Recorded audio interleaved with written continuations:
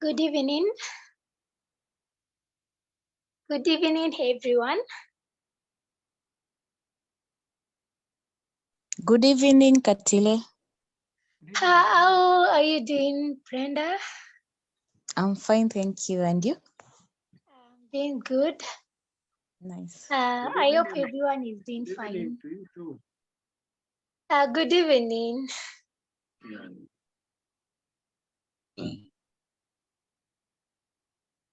So I'll just like us to have a discussion as we wait for the others to join. I would really want us to keep time. So I am Katile. For those who don't know me, maybe I talk a lot in WhatsApp. And today we'll be having two topics, girls' rights and a topic on sexual and reproductive health rights. The girls' rights topic will be, the speaker will be taking us through the topic on girls' rights is Lady Priscilla.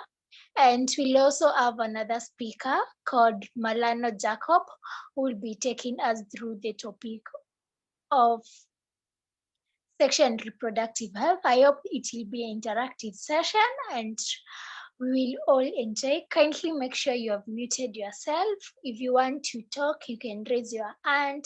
If you want to do any reaction, you can use the reactions icon. If you have any question, you can use the chat box. I'll be on, so I'll be following up. And I think we're not yet quorum. When we reach 25, we can start off the session. So I would just like us to start with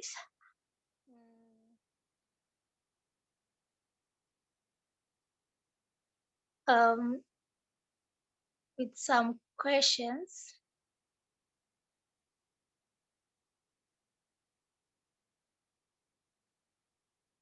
For the next 5 minutes, I want us to be in. I don't know if I'll be able to do breakout rooms. Unfortunately, I don't have my laptop near. I'll just discuss 3 things. What do you know? What is girls' rights according to you? What is sexuality according to you? What is sexual health according to you? And what are sexual rights? So my questions are 3. What is girls' rights? What is sexuality? What is sexual health? And what is sexual rights? I'd just like for people to volunteer to give responses. You can also use the chat box. And then when we are done with that, by 7:40, we'll start off the session. So welcome everyone. Feel free to unmute, feel free to use the chat box. So someone to answer, what are girls' rights?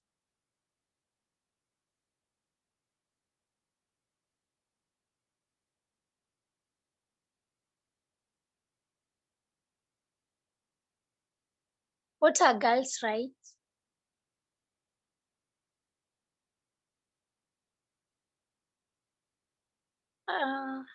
I'm Joey. You are still memorizing on how you put that point. I think the speaker will tackle that and get it. What is sexual health?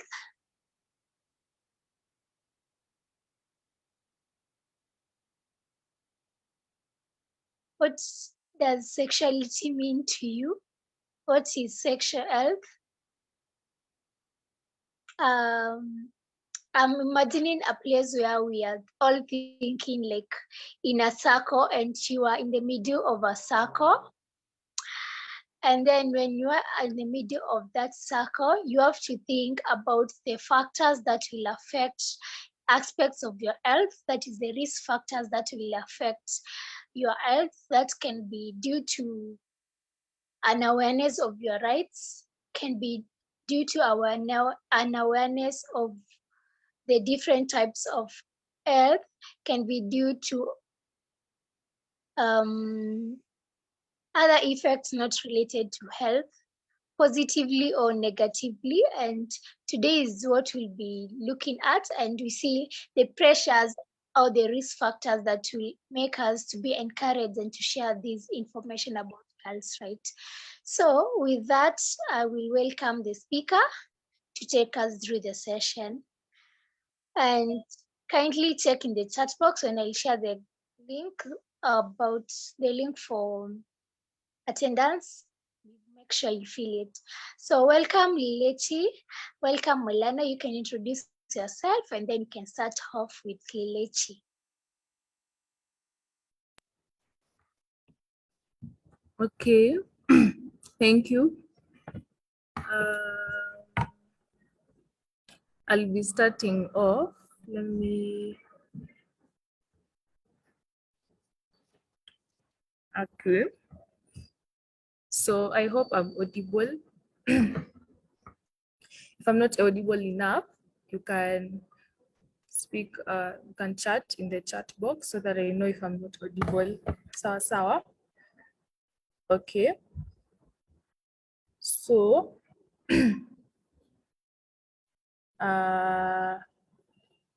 I'm audible. Yes. Mnanisikia? Yes, we can hear you. Okay. So I'll be doing girls' rights. I'm Lilechi Priscilla, a medical student at Kenyatta University, and I'm also passionate about sexual and reproductive health in general. I've worked with a lot of organizations advocating that, currently with Family Health Options Kenya. Yeah, and so excited to be doing this with you guys. Yeah, I hope it will be an interactive session. If you have any questions, you can always ask in the chat. You can ask in the chat box, or you can raise up your hand so that I call you out and you unmute yourself.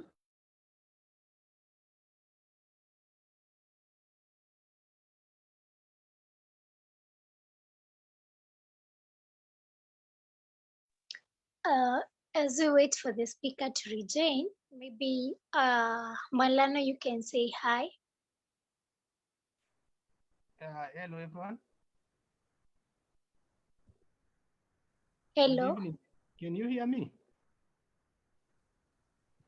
Yes, we can hear you. Good evening. Good evening. This is Malano. I don't know if my sister left or is still presenting. I can see. I am the she's the one who is supposed to start, and then I'll follow. So let us wait. I don't know if we will wait her to join or there is something with her net.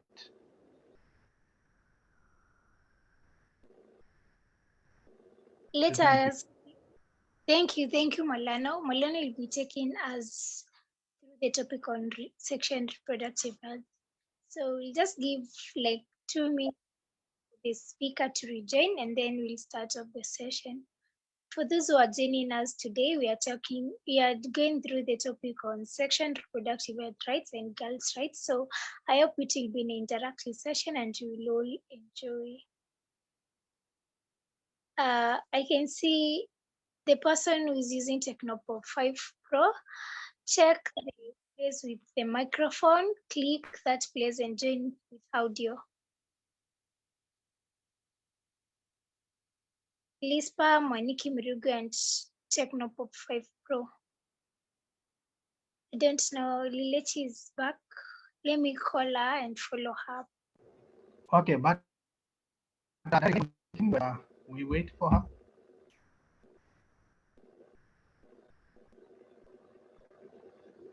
Hello?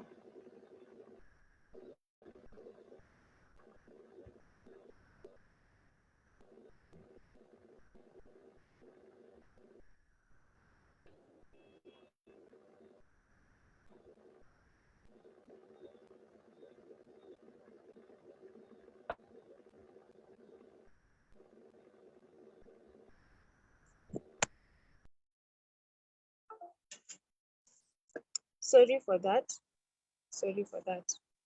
Yeah. So I had a problem with my laptop. Oh, I can't share my screen. Only the host can. Oh, yeah. That's better.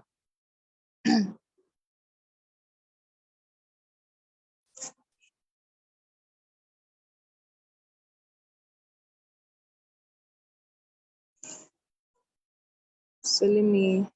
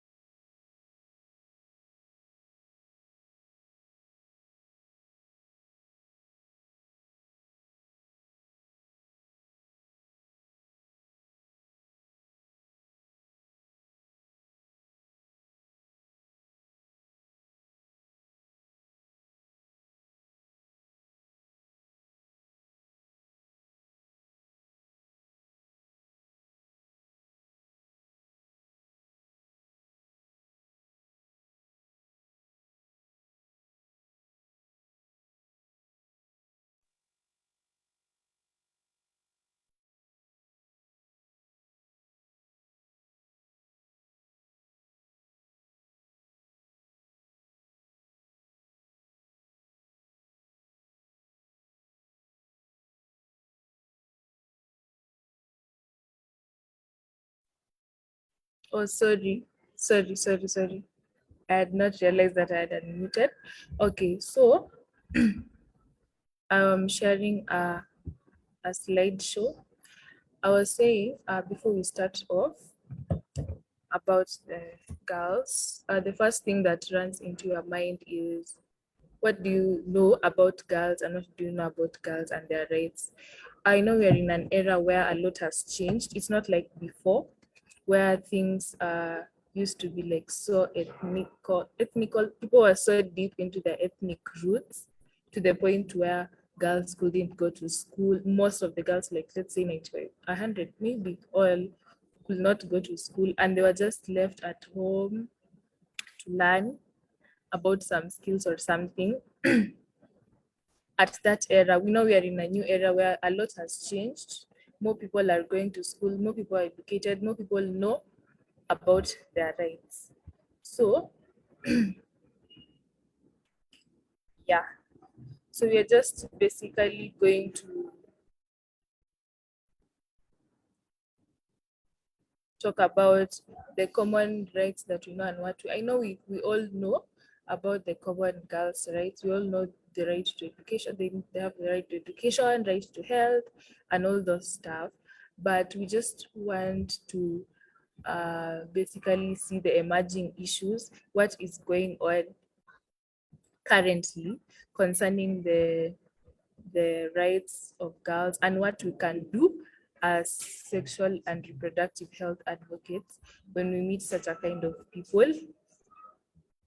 Yeah. So if in case I'm not audible, you can tell me so that I know. Yeah. So I started up with the right to education because it was a major issue and it is still a major issue up to today. We all know that girls are now allowed to go to school. Yeah, that is true. But there are various places where still girls are not allowed to go to school, and also in local communities in Africa. So far, Afghanistan is the only country that bans girls' education. Yeah, but we also know that this happens in our local communities in Africa, even though there's a law stating that girls should go to school. Most of the girls don't go to school. And what is so bad is the fact that some of them are not like forced not to go to school, but they willingly don't want to go to school. So what do we do? The major problem, as I've stated here, is school dropouts. Most of them start off, most girls, we know that, most girls start off going to school at very well at primary, and then when they reach high school, you hear of a lot of dropouts, and majorly in Aqua, with the girls who are dropping out. It's the girls who are having the highest percentage rates of dropouts in Kenya, and we know that that is true. Even in the current statistics that is going on, that is still a major problem. It is an emerging issue now under the right to education. So we need to be asking ourselves, what is this that is making most girls want to drop out, yet they have the right to education? Yes, we know there's a percentage of people who are like percentage of girls who are forced not to go to school, but there's also a bigger percentage who drop out. What might be the reasons, or what do you think might be leading to a high percentage of school dropouts being girls in our community today? Let us base it on in Kenya today. Yeah, I've seen that even in our local community back at our home, most girls drop out. Most girls don't, ama wanafika to high school na nivo or primary, most of them don't go to school. Yeah. So some of the major challenges which we might know about might always, okay, the common one, which is poverty. There's a common one, which is poverty.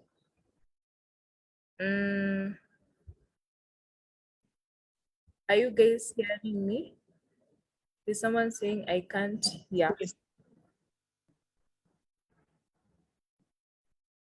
Hello? Hello, we We can can hear hear you. you. We can hear you. We can hear you. There's someone in the chat section We saying, can hear you. Oh, oh, maybe. I think it's from his or her end. oh, okay. Okay, wacha niendelee. So, where was I?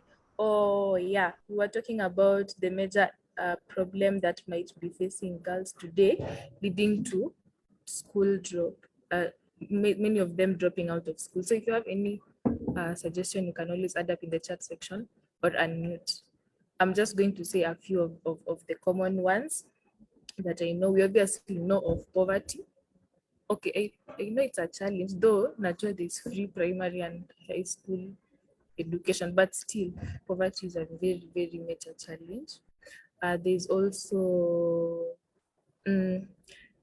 teenage pregnancy, yeah, maybe, or just most of them thinking, okay, like in our village, back at our village, most girls are like, sasa kuna haja gani ya mimi kwenda shule when I'll just grow up get a rich man to get married to or something like that. Most people have like such a kind of a perspective, or think that wacha tu nikae after all. It's about being a wife or so. I think there's a very bad perspective of girls, especially in the rural areas. A very bad perspective that really needs to change. Yes. This part.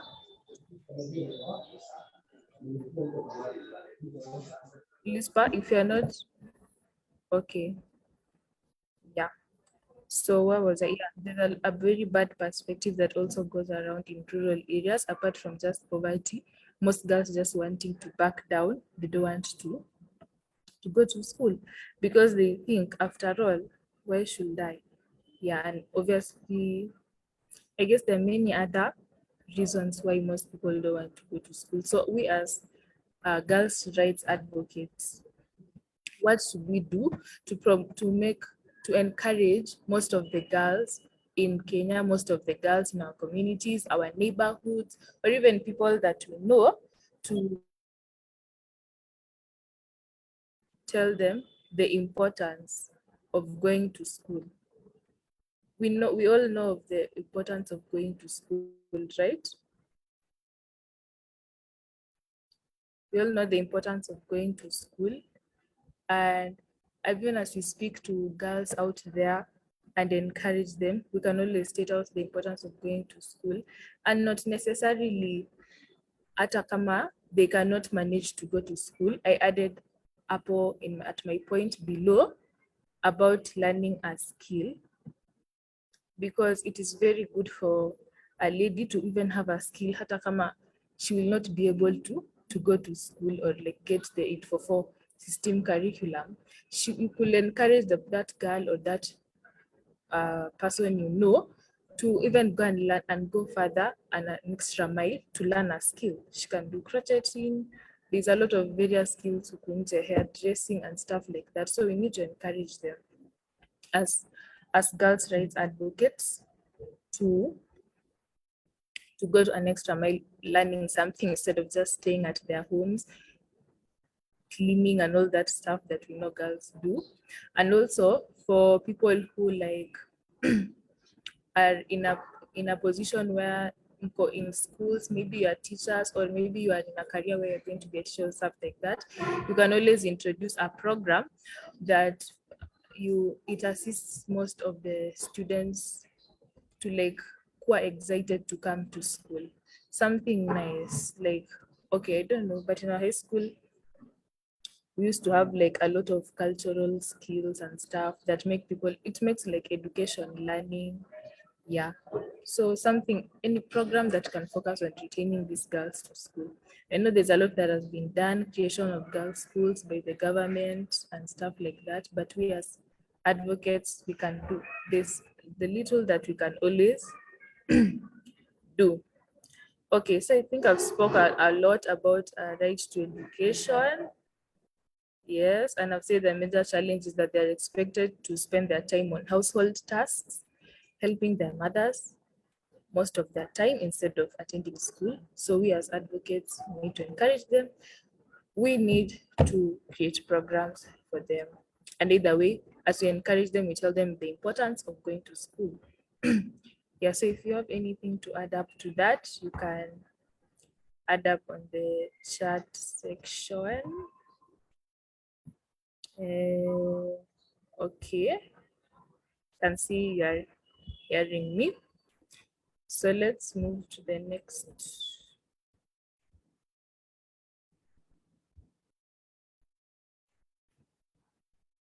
Yeah, right to health care. Right to health care.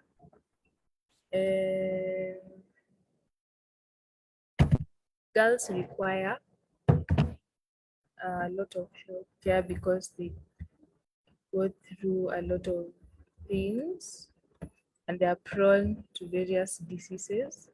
So in the section where I've written problem, you can see I've talked about sanitary pads,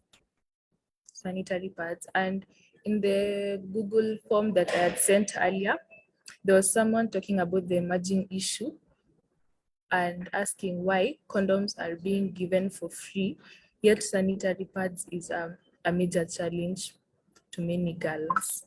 So I don't know if it was a he or she, but was talking about sanitary pads being made free, and that is might be a very good idea.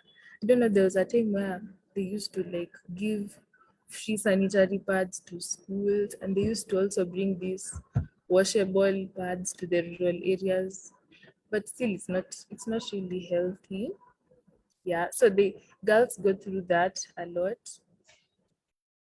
Okay, there's also FGM, which leads them wanakuwa prone to those UTIs, urinary tract infections. Yeah, I think there are some communities still practicing FGM. That for sure is true underground, and it is really bad. There's rape, sexual violence, which can expose them to sexual transmitted infections, HIV, or early pregnancy.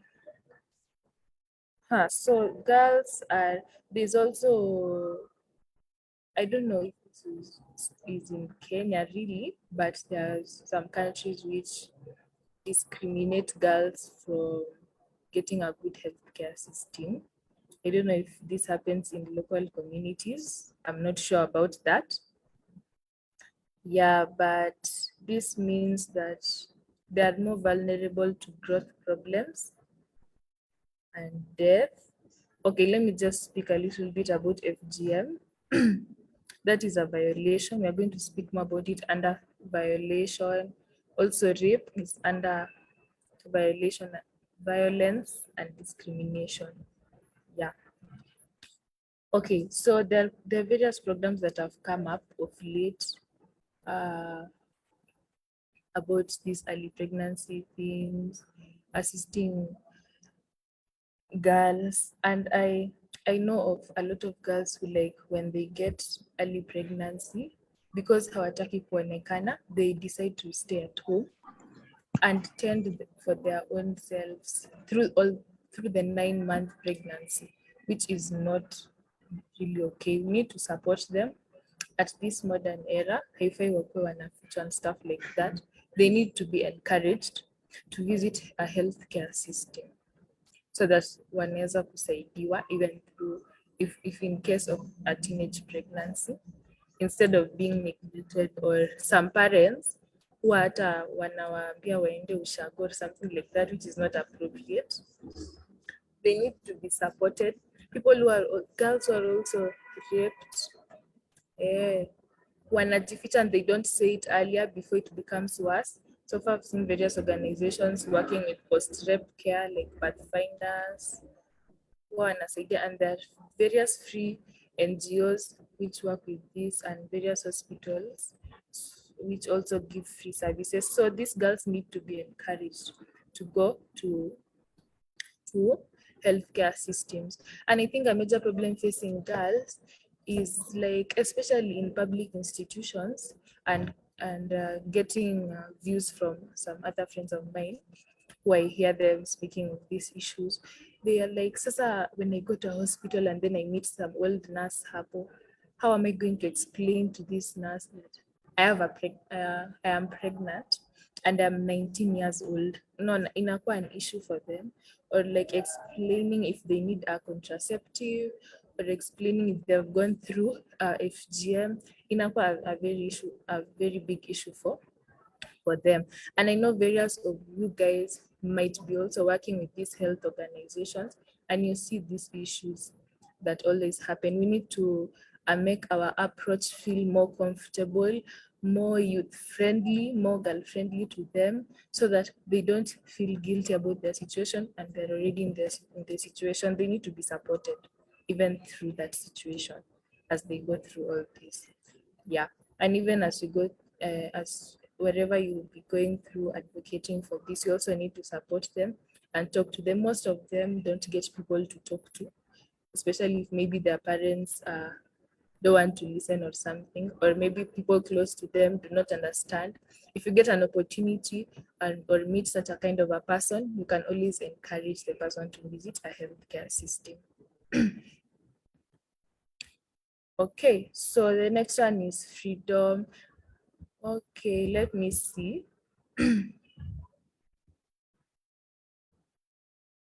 Oh, sawa. Can see you. And yeah, so if you have any question and anything to add to, you can add to in the chat section. I think that is more easier than unmuting yourself. Or if you have any question. Okay, there is freedom from discrimination and violence. Hey, so this is a very, very, very major issue. And most of you guys had requested that we really talk about this in the form that you had filled earlier. Most of you guys talked about gender-based violence in the problem section that I've written here. Physical, okay, I wrote this physical abuse, sexual abuse, economical abuse as part of the gender-based violence. Yeah. So, what do you mean when you say freedom from discrimination, freedom from violence? There's a lot that really happens to girls out here, and it is really so saddening, I must say. Recently, I even watched a video of a girl who was in public transport, and someone who he was sitting with decided to take action and touch the girl. I don't know what appropriate language I can use, but anyway, while in the matatu, she had to like speak up so that the person could stop. You can imagine if a person can be sexually abused in a public transport. They have the guts to do that in a public transport, meaning that it is not good. The society, the world today has really changed, and girls are really going through a lot. Hata watu wakitembea tu and stuff like that. There are a lot of things that happens. Yeah, so I talked earlier in healthcare about rape, and I say that is under violence. Yeah, and a lot has been really talked about and sensitized about rape and post-rape care. We know that if a person has been raped, you need to like rush him to hospital immediately. There's within 72 hours, and he or she is not supposed to like. It should be the same state so that if there's any investigations or anything, she can be they can be able to track the person, and also she should also run to a hospital or a healthcare place where she can get treatment to prevent pregnancy or any sexually transmitted diseases. I think there's a lot that has been so advocated about rape under violence. Yeah, but there's also various abuse that girls go through apart from sexual. I think uh, rape will be under sexual abuse. There's also economical abuse. I don't know if you can put this under business and employment, but yeah, I think we can put them under that. For example, see when a girl is seeking for employment or something, and then the person wants to employ you, starts demanding for things that are not required. I think we can call that uh, discrimination, or rather violence. No, okay, let's call that discrimination. There's physical abuse. I think physical abuse is like you just randomly touching a girl or doing a random action in, like the case example I've given, in a public transport or on road or something like that. Yeah, so what do we do when we find ourselves in maybe a situation like that happens tukiwa hapo, or maybe we are are advocates in various organizations, or we are volunteering somewhere? What do we do? Will you just sit there and see whatever going on, physical abuse going on, na useme tu hautaki kuingililia? Yet we are SRH advocates. Okay, I wrote there, take action, do something. Do something. What you do will save a girl from wherever you are from sexual abuse.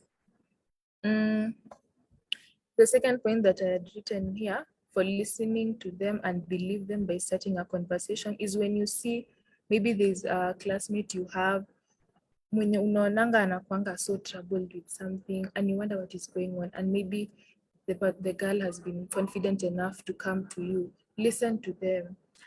Okay, someone can come to alafu unaanza kuwa very judgmental instead of being supportive in the situation. You really need to listen to them and believe them even in the situation, and don't be like, sasa wewe si mbona ulikuwa kwa hiyo room peke yako, asking questions like that. Ama why did you go there alone, knowing very well he stays there? Whatever happened already happened. You are supposed to listen to them, supposed to believe them, and try moving with them through the conversation so that you can support them and you can help them. And if the situation is worse for us, call for response, call for any service that is around that can be able to help that person. Yeah, as SRH advocates, wherever we are, we really need to take action, listen, and do that so that promoting this right starts with us. It doesn't start with the government. And either way, so how do we, the second point down below, how do you observe signs of abuse or violence? Maybe we are working in a place where we are dealing with such a kind of situations, or you have friends or kids or maybe relatives who might need your help.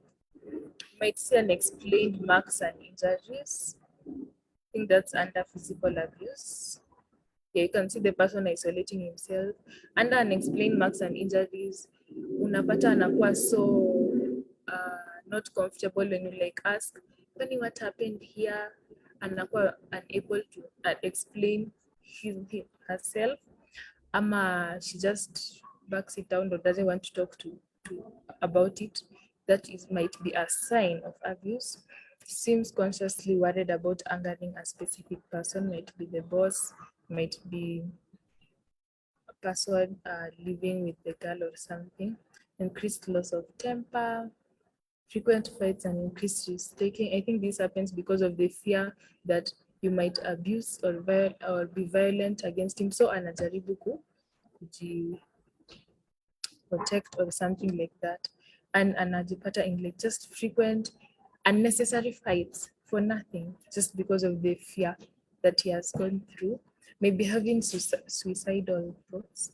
That is why we always say that let us unajulia hali your friends and stuff like that, so that usikwe tu unashtuka when you hear the daughter of so and so killed himself and something like that, and maybe you had seen these signs before and you decided to just ignore. Who knows, maybe if people have talked, maybe if people have taken action and started a conversation with the person, it could have saved a life.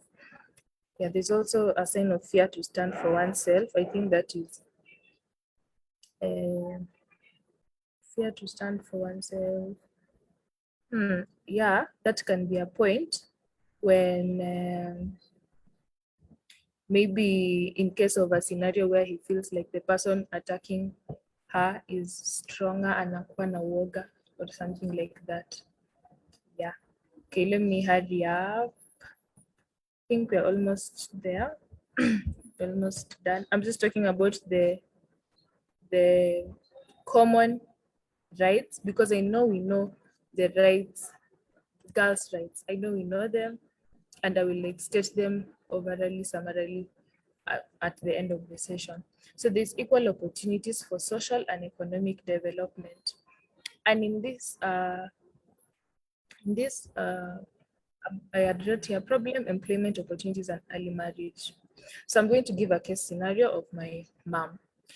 She had told me that when she was doing her master's and she was advancing, I know when there's always, you're given a personal supervisor to supervise your work and mark your work as you're going through a project.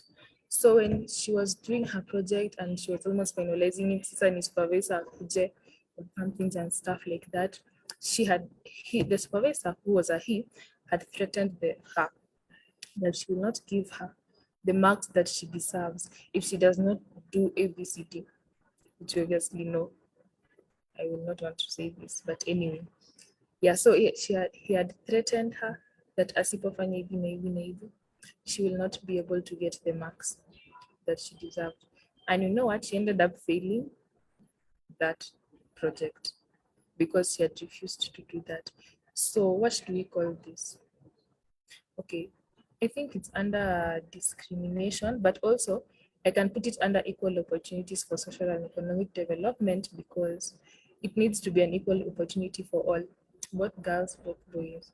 It should not be a demand where something different is being demanded from me and not being demanded from another person. So you can imagine that she missed out on that because of the threat that she had gone through.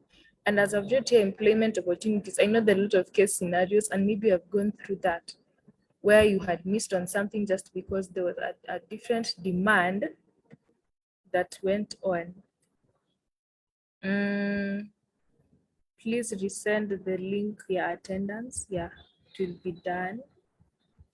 Anyway, where were we? Oh, so employment opportunities. A lot really happens, and I've really heard a lot about this point of employment opportunities where many are denied maybe what they could get. Kama inaweza kuwa ni shule, inaweza kuwa pali ya kazi, or maybe they lost their job because of various other demands, and most of them nakwanga sexual demands. That is not right. And they need to be, girls need to be advocated for equal opportunities for social and economic development. That picture we see there is opportunities, progress, salary, empowerment, fair pay gap, yeah, gender equality. I guess we can see that. And we are understanding, tunaelewa hizo ni nini. Also wrote here early marriage. I really think girls are not who are too happy so that for the sake that when they reach 18, they just go and get married. I think it's not really giving them an opportunity to go a scale higher and to do various other things, because I know various girls who get forced to early marriage, and when you look at the marriage very well, utaona the husband has gone through a lot. Maybe he's educated, he's doing business, but the lady has nothing. She was just staying at home waiting for marriage, or was forced out of school to go get married and things like that. So we really need to advocate for equal opportunities for social and economic development. Yeah. Okay. Let's see.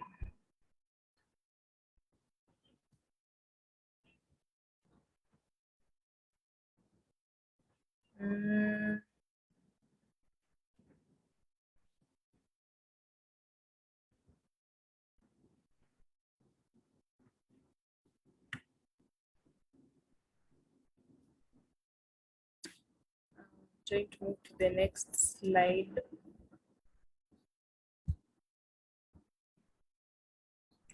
Yeah. So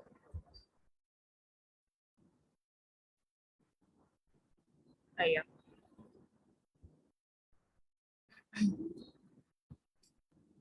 Let me just summarize. I know there's a lot of rights that girls have. I've talked about education, health. There's also right to protection. They need to be protected from the things that we mentioned under violence, like child marriage and the pregnancy ones. If you're a parent, you need to protect your child. Yeah, I really see a lot of girls out there wanakuwa so left out at a very early age, and by the time they know it, they are exposed to early pregnancy. So the girls have a right to be protected. Their dads, their parents, relatives, we need to protect them. I think we've talked of child marriage, we've talked of pregnancy, we've talked of sexual abuse and exploitation, and viewed various ways where they can be exploited.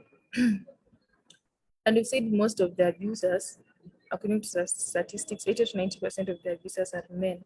So also we as men, or wherever we are, if we see things, as we know what is happening, and as a man or as a boy or whatever, we need also to advocate it. It will be easier coming from a man to man, so that also other men will know that it is not right. and it is not good to do that. Yeah. And also another thing that I saw was that squeezy, I don't know, but girls are joined into armed groups. I don't know if it happens in Kenya, but I've heard of places where girls are joined into armed groups. Small girls like 18, 17, they join in one, something like that. Okay, I think we can research more about that. And okay, so these rights have been enshrined in most of our laws and our treaties in UN. UN is the United Nations one that goes for all countries, and also in Kenyan laws, we know that most rights have been advocated for. Yeah.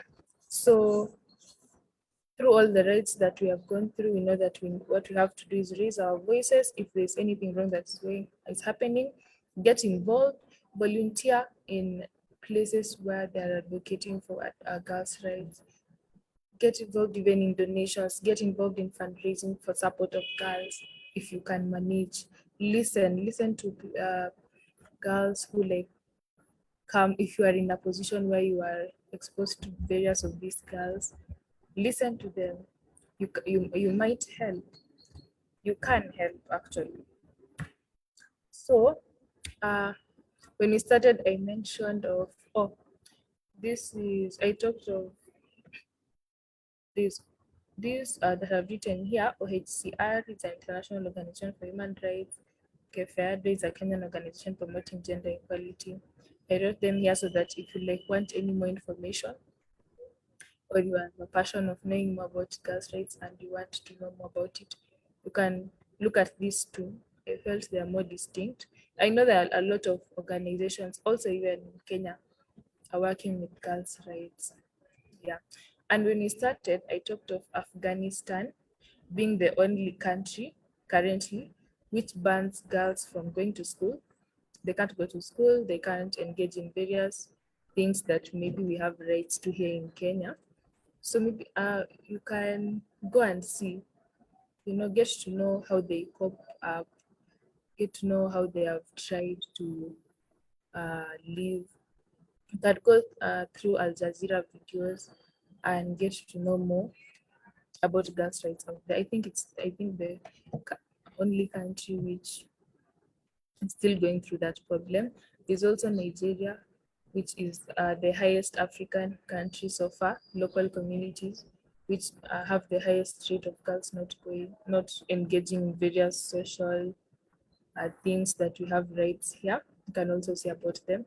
You can also know more about your community, know more about what happens back in a village, because I know it really affects rural areas, girls in rural areas sana sana. Tunajua watu, most girls in the modern perspective centers wanakuwa educated and they know their rights, but most of the girls in rural areas do not know yet, or they're misled, or they have a bad perspective about what they think, or maybe what they're a lot into their ethnic roots. You can always research more and know about that. Yeah. So I think I've really talked a lot and I don't want to spend a lot of time here because there's another speaker talking about sexual reproductive health, right? And I know that really has really a lot to talk about. And since you have a foundation in the girls' rights, we now know how we can manage to we can better understand as we are being spoken about on sexual reproductive health rights, and we can be able to maneuver easily. Okay, so far I've seen no questions in the chat section. Yeah, Diana, the link has already been sent, so you'll register your attendance in the link there as our session moves on. Yes, if there's any question, you can unmute, or if there's anything you want to add up also, you can add. Yes, Liz, Martha? Martha?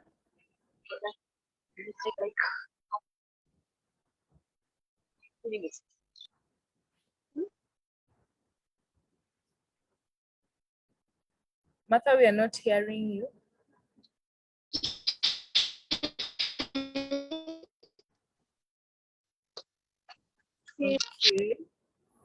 Yes, Godfrey, you can unmute your mic. Yes, hi, thank you. Thank you for the presentation. That was really informative. I've actually learned several things. Now, I have a few questions that I'll need clarity. I know that in there are countries that are well known to be violating girls' rights, and, and like, what is the UN doing about that, or what needs to be done so that at least this vice of inhuman natures or GBVs on girls, at least something is done on them. Uh, Given that these are countries well known, but what does UN do, or who is now responsible to actually help so that the vice is not at another place? Let me single out something like there was a group, Boko Haram, that actually captured very many girls. This was in Nigeria, and I don't know, but for me, I feel like there were videos of people even really supporting, feeling some of the things that were done. And you know, when there's a GBV case that is done and someone can capture that and share it to actually on social media or these other platforms, I just feel like something really needs to be done. So what is UN doing, or what are the limits of UN? I hope you got my question. Yes, I've got your question. The second one that I would want to ask is now about. I know there has been a lot of empowerment. There has been a lot of sensitization, and how do we strike a balance so that now we don't have the same girls that we are protecting being used actually as traps?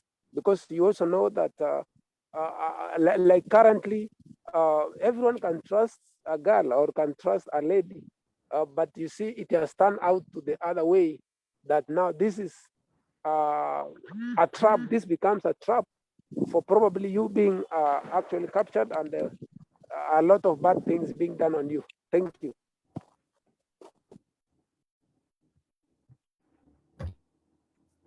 Okay, so I think your first question was, what can we do, even as many other countries are going through worse situations? When you gave an example of Nigeria. Okay. I think this is hard. Anyway, I don't know if how we can promote the government to help out.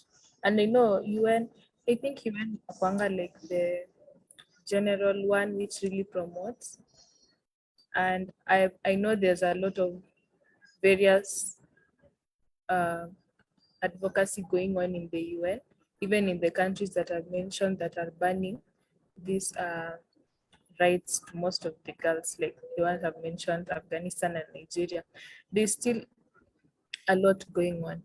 But you see, kuna kuwa pia na a lot of inward things that happens in countries like Boko Haram, and also those various things, like even as we have said in Kenya, we know that the rights are here, they are there, but still the local communities still moving on with the same. So I don't, I'm really not sure about how we can reach out to the other countries, but there's internet, there's social media, and I remember the last demonstration that went on about blacks, and I don't know, black people and their rights. The person who started that marching, or that your advocacy of blacks and their rights, had started it on TikTok. So I really think that internet has the influence that we can get, and if you really want to reach out to people, even at a point where maybe we do not have the necessary funds or the much that we can get to reach to a level, that kind of level, we can always use the internet the right way and get to very many people. I think that is for now.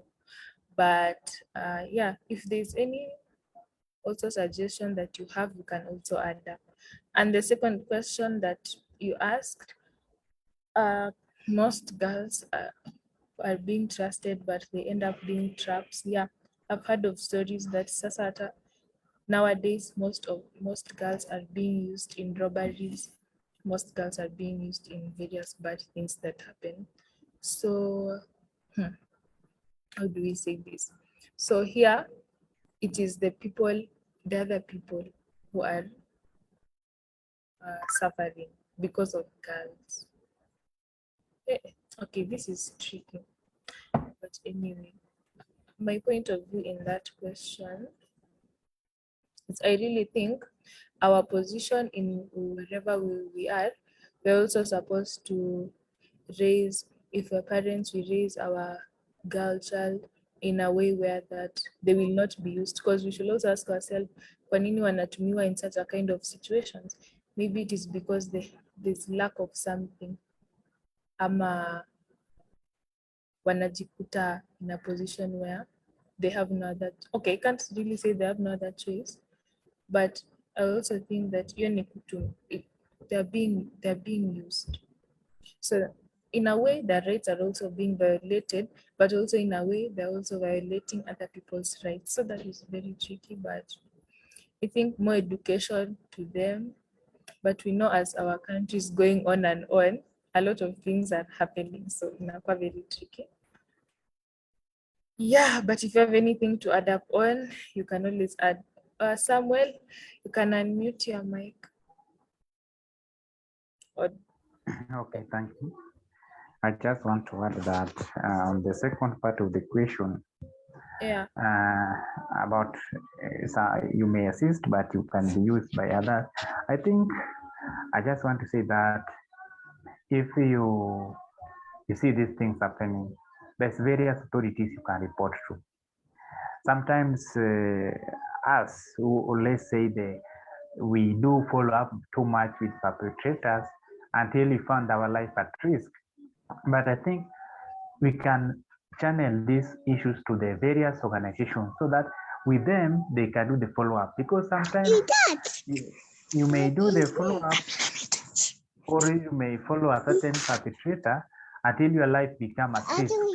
So to me, I think that you just do the report this matter to the various authorities, then leave it to them to do this thing, because there's a chain of connection, because this organization work with chiefs, police, DCI, all these people are working together. So you don't take this issue as yours alone. Network with other people, work as a team with other part of organization so that you can help. But if you take it alone, only you and you alone, maybe you can find it difficult or rough. Maybe your life may be in danger.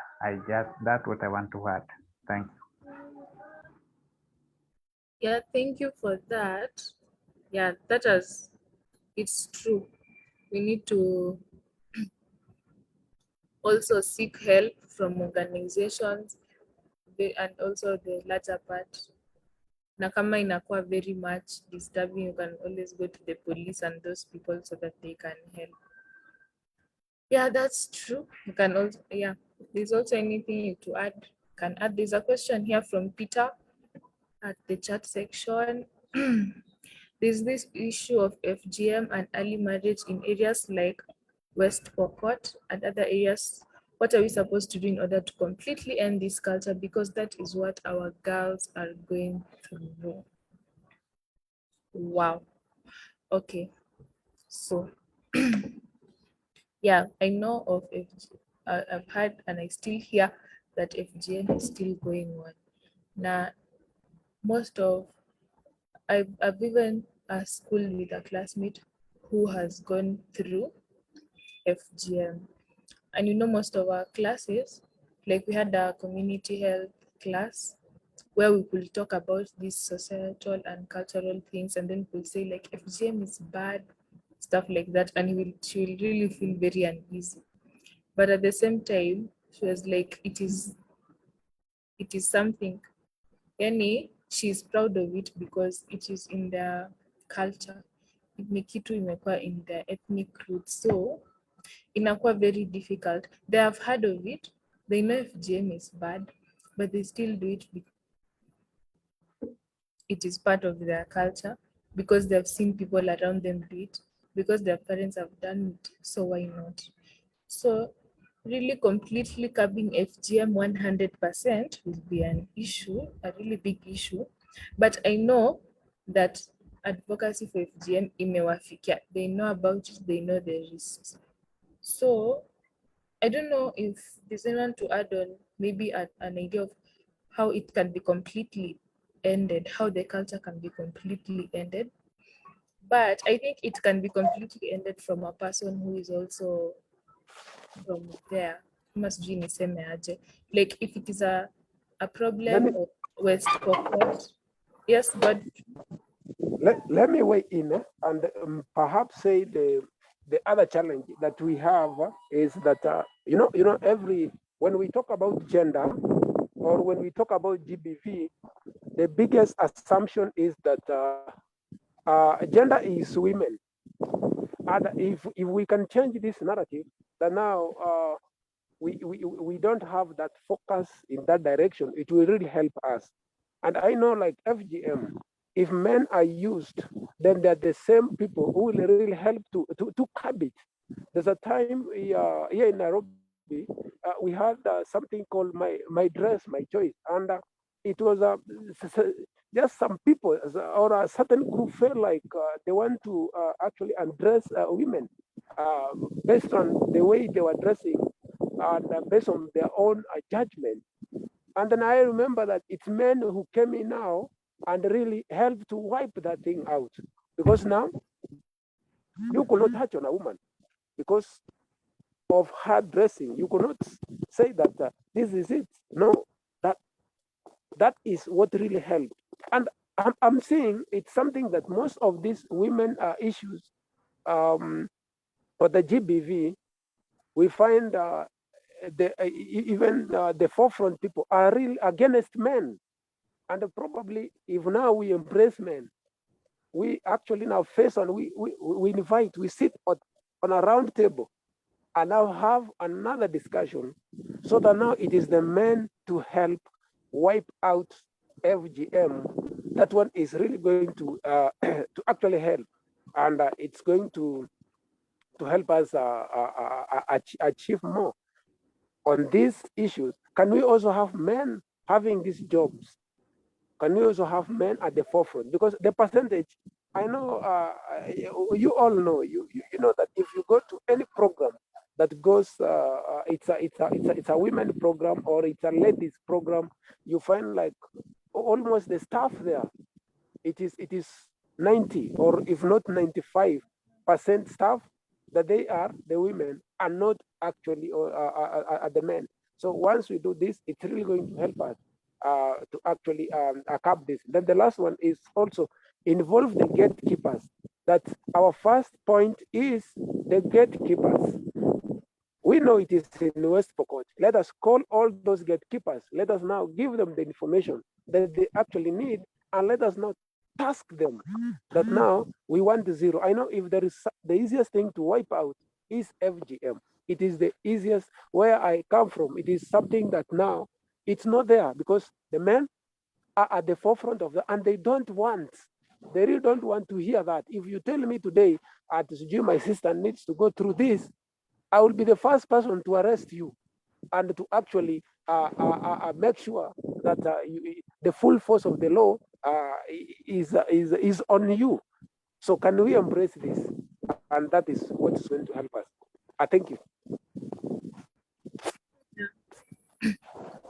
I think that is well explained. Yeah. And just to add up, if maybe you feel that the issue is a lot in our community, also when you're from that community, you feel that it's not right, you can be the right person to reach out to them because they relate to you. We are from the same community, so it will be easier. Hey, okay, due to time, I'm going to allow the next speaker to continue. So if you have any more questions, you can just put them on the chat section. If you get any more time or anything to add, put it on the chat section. If you get more time, we will look at them at the end of the session. Okay, thank you very much. Yeah, I think most of us have joined, and I appreciate that. So I'm going to allow Jacob to continue from there. Let me stop the share.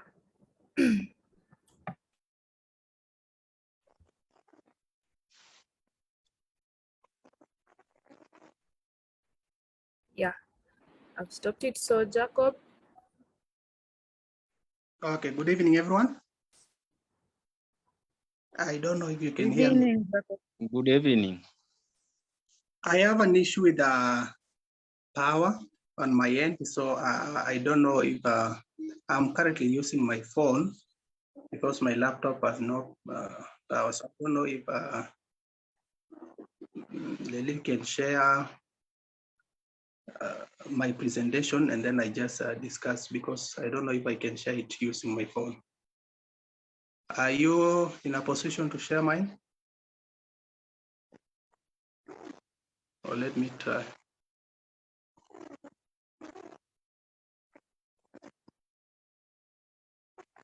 You're asking me to share? Yes, to share the last document that I sent to you, if you are in a position.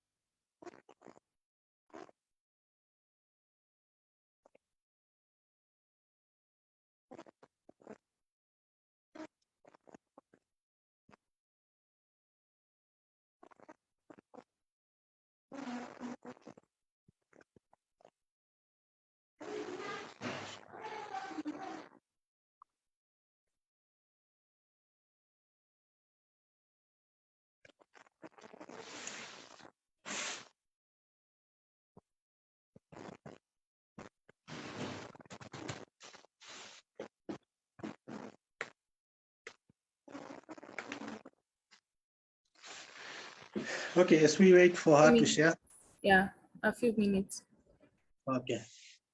My name is Jacob Malano, and I'm going to share with you, or I'll be doing the sexual reproductive health rights. And my work will be so short because of time and also the power issue on my end. So I'm just going to discuss on some points or issues on sexual reproductive health, the rights,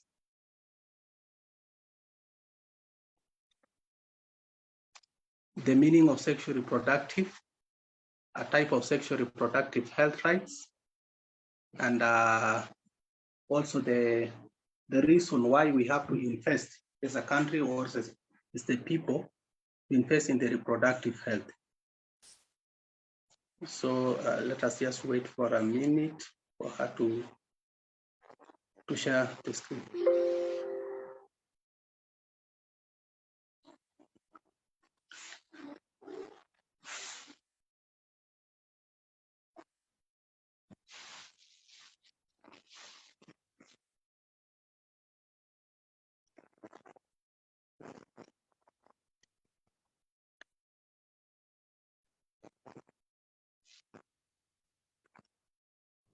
I think you can just start as I try to transfer it. Okay. My laptop, yeah.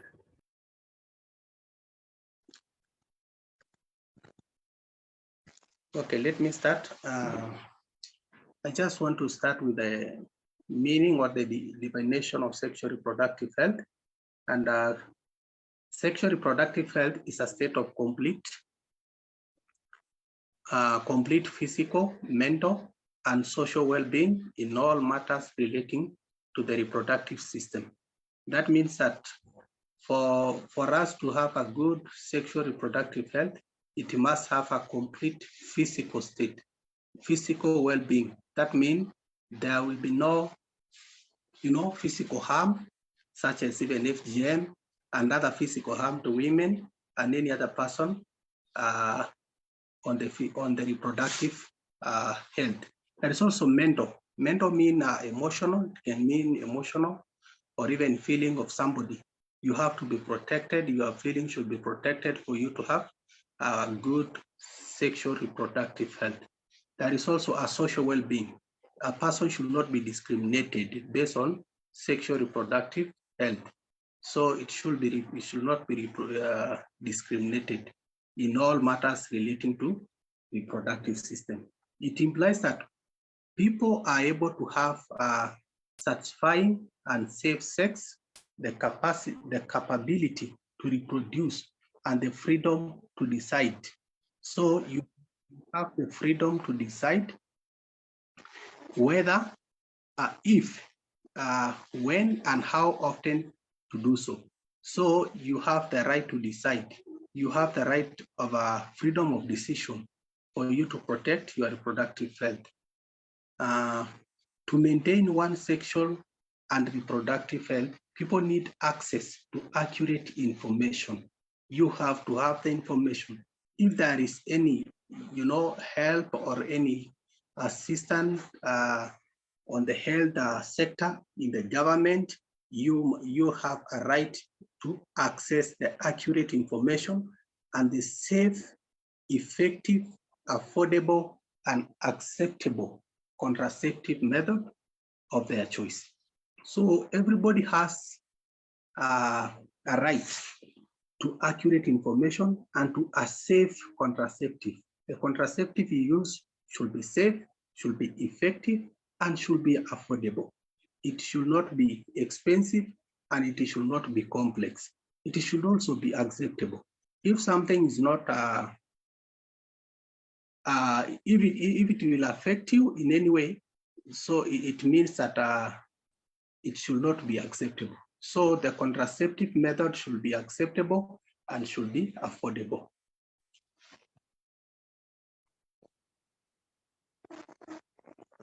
So that is what I can say in a definition of sexual reproductive health.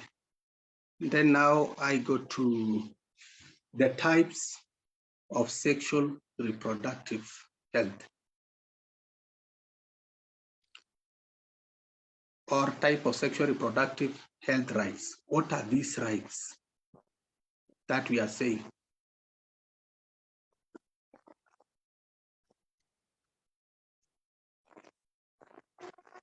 I'm trying to slow down because I'm trying to wait for you also to see the presentation, but I can just continue. What are the sexual reproductive health rights? In the first place, are there the rights for sexual reproductive? Do I have a right to be protected? Do I have a right? And what are these rights? Number one, there is a right to life. This means that, among other things, that no woman's life should be put in a risk by reason of, number one, pregnancy, by reason of, number two, gender, or lack of access to health information and services. So I have a right to be protected when I'm pregnant, to be protected based on my gender, to be protected and to be given the health information and services. This also includes the right to be safe and satisfying sex life. So I have a right to life. And number two, there is also the right to liberty. and security of the person. This recognize that no woman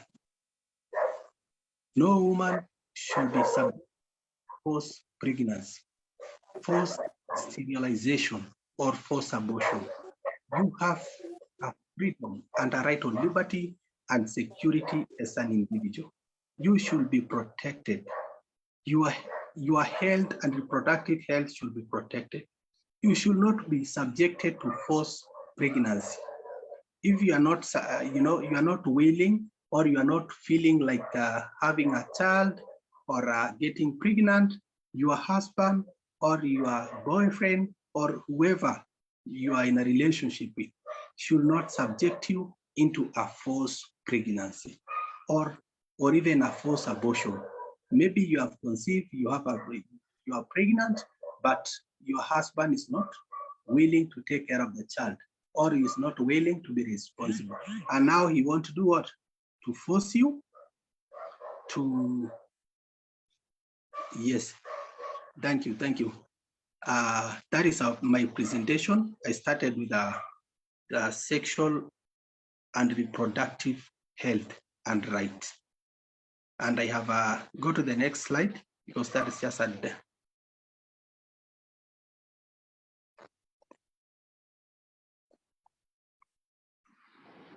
yes, sexual and reproductive health right, the foundation for gender equality.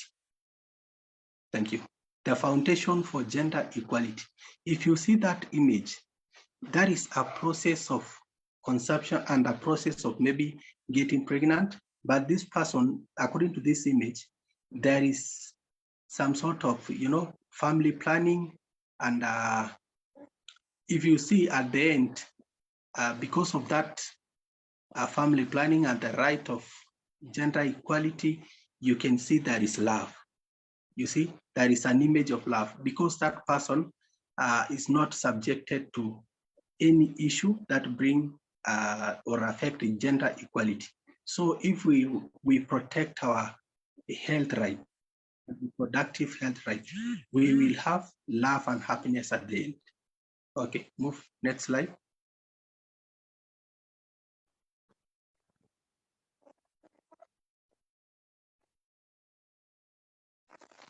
Next slide.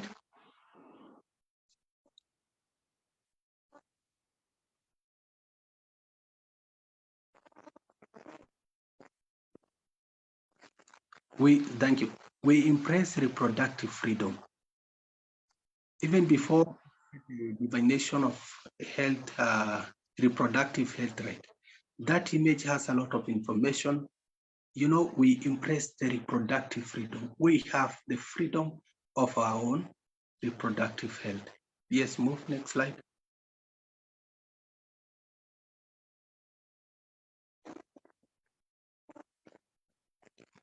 Thank you. Stop the war on choice. I think that is supposed to be the theme of my presentation. Stop the war on choice. Everybody has a freedom of choice. Even women, they have freedom of choice. They have freedom to be, pregnant if they want. They should not be forced to any, subjected to forced pregnancy, forced sterilization, forced abortion, Stop the war on choice. Next. Yes, that is just an also a good image. I love my body, my rights. Next.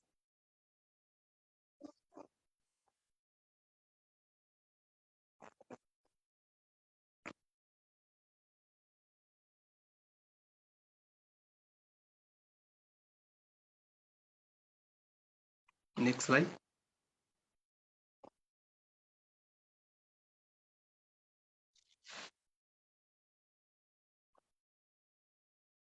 Okay, that is just a divination, and I have a divine it.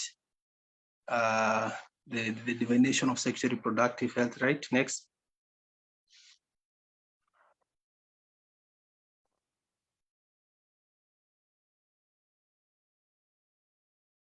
Okay, that is where we are. Thank you. Type of sexual reproductive health right. And I started with the right to life.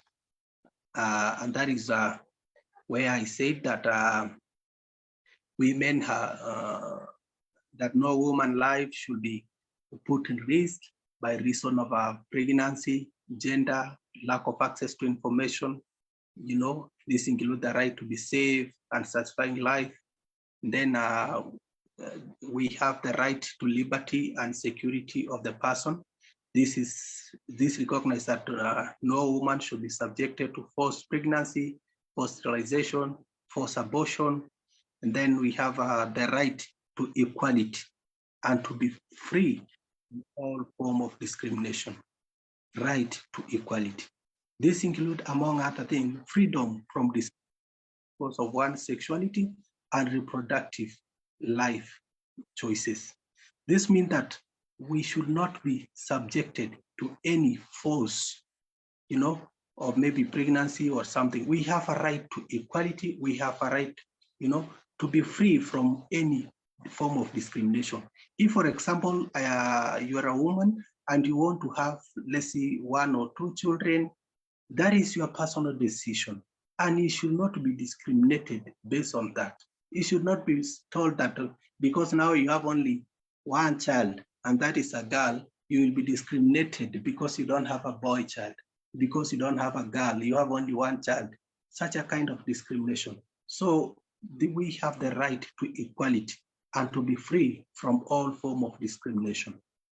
The other one there, you can see the right to privacy. Privacy.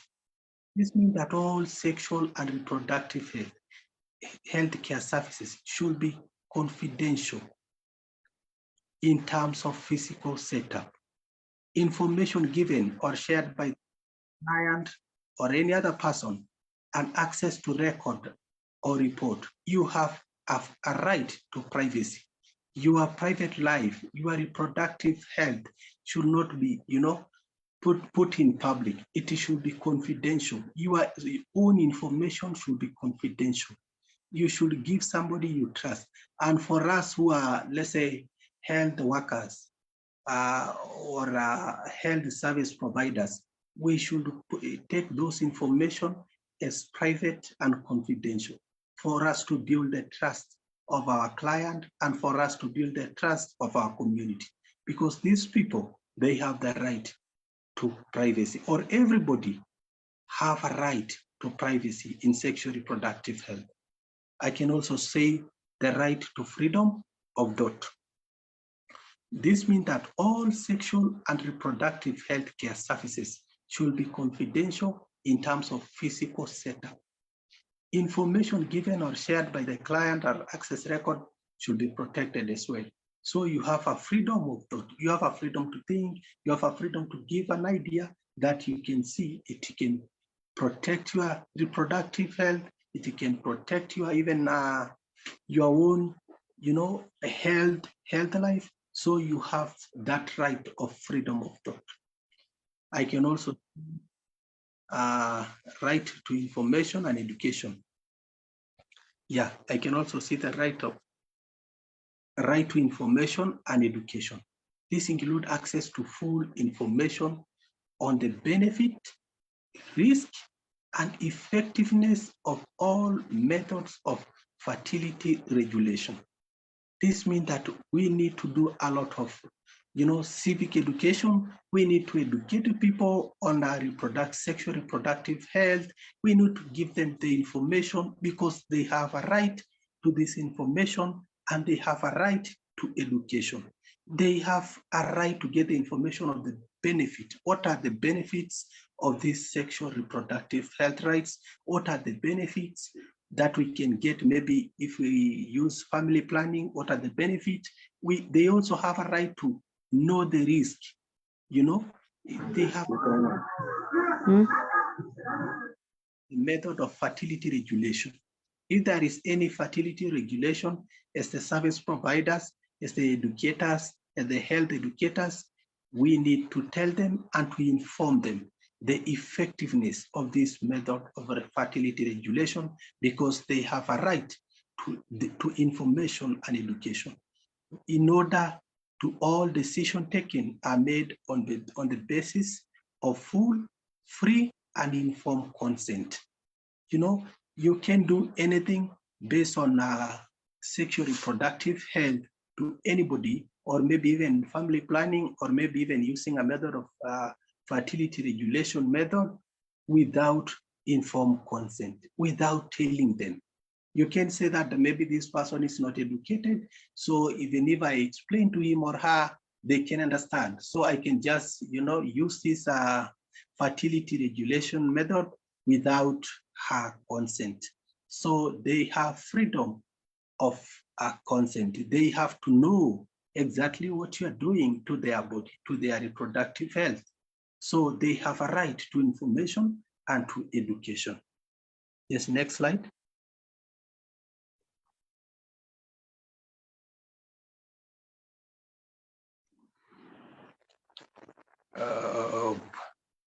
I think you shared the wrong one.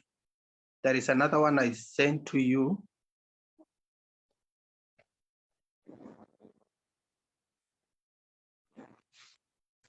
There is an updated one I sent to you. Yeah, I've seen it. Let me share.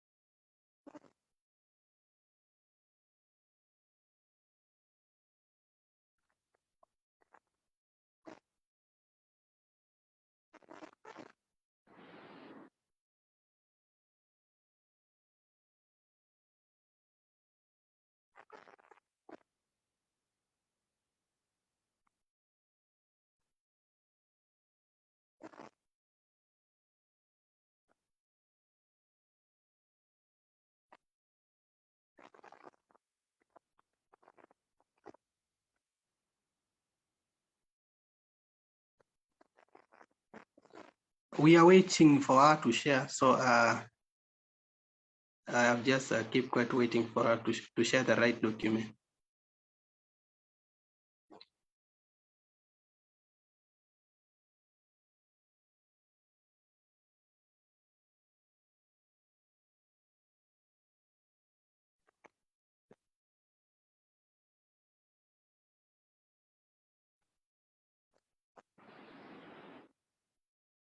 Yes, you can ask a question. Someone is saying he has a question. Jenza Vivian. You can type, you can unmute and talk.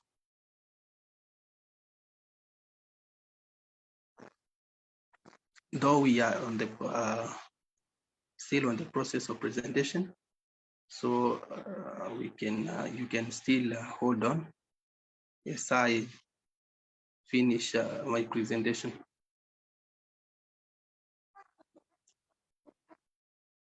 Okay, I think we can continue as wait for her to share the presentation. I have explained some rights starting with the right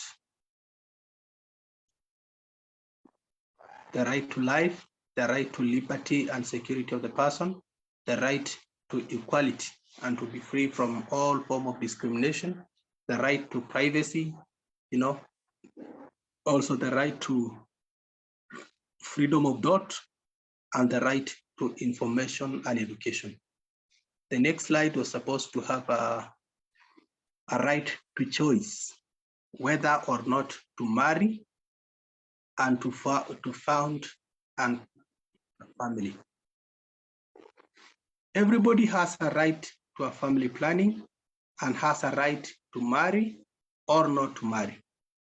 In our societies, we have several issues and discrimination based on the cultural beliefs. We say that all women should be married and they marry and have a family. But that is, we are denying these people or people the right of choice to choose whether to marry or not to marry. So we should stop that kind of discrimination. Even in our society, if you are not married, they see you as you are bewitched, or let's say you are not fit in that society. They start talking all bad things about you, and it is just a choice that you made. This includes the right of a person to protection against a requirement to marry without his consent.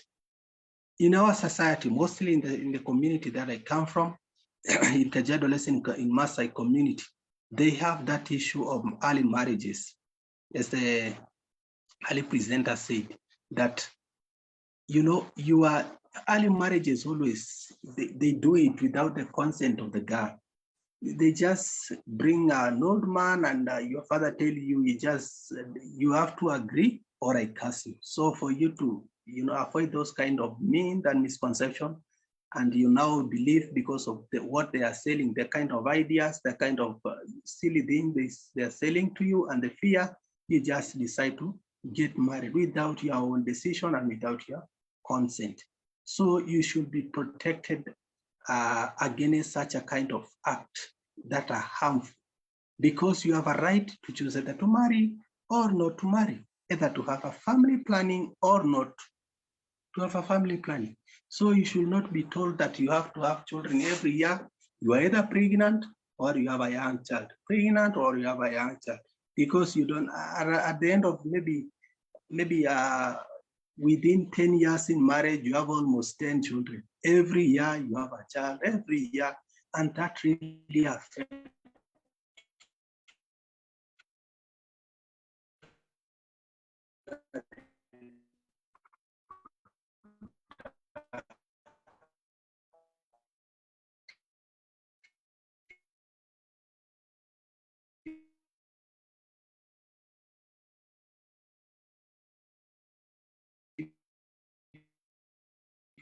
because you don't have choice to do a family plan. It also includes single without discrimination. Single, if you want, you can be a master for you to be in a relationship. So whether to use a family planning or not to. The other one is the right to decide whether or when to have children.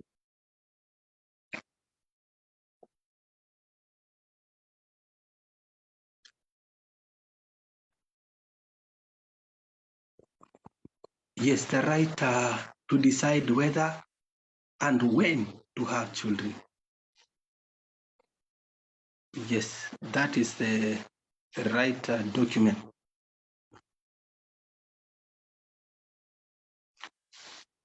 Okay, I have presented that. So you go to the next slide. Now I'm on the next slide. So thank you. I've talked about family planning. Now I'm on the right to decide whether to have children.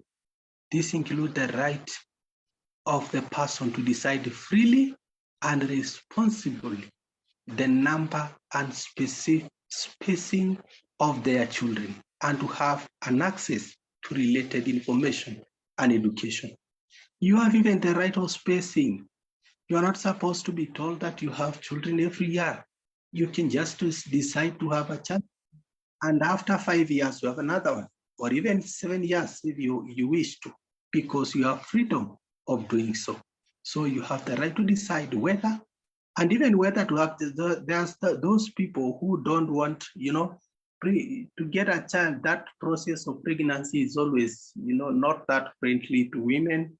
So some women just decide after having one child, you just decide, no, I won't have another one.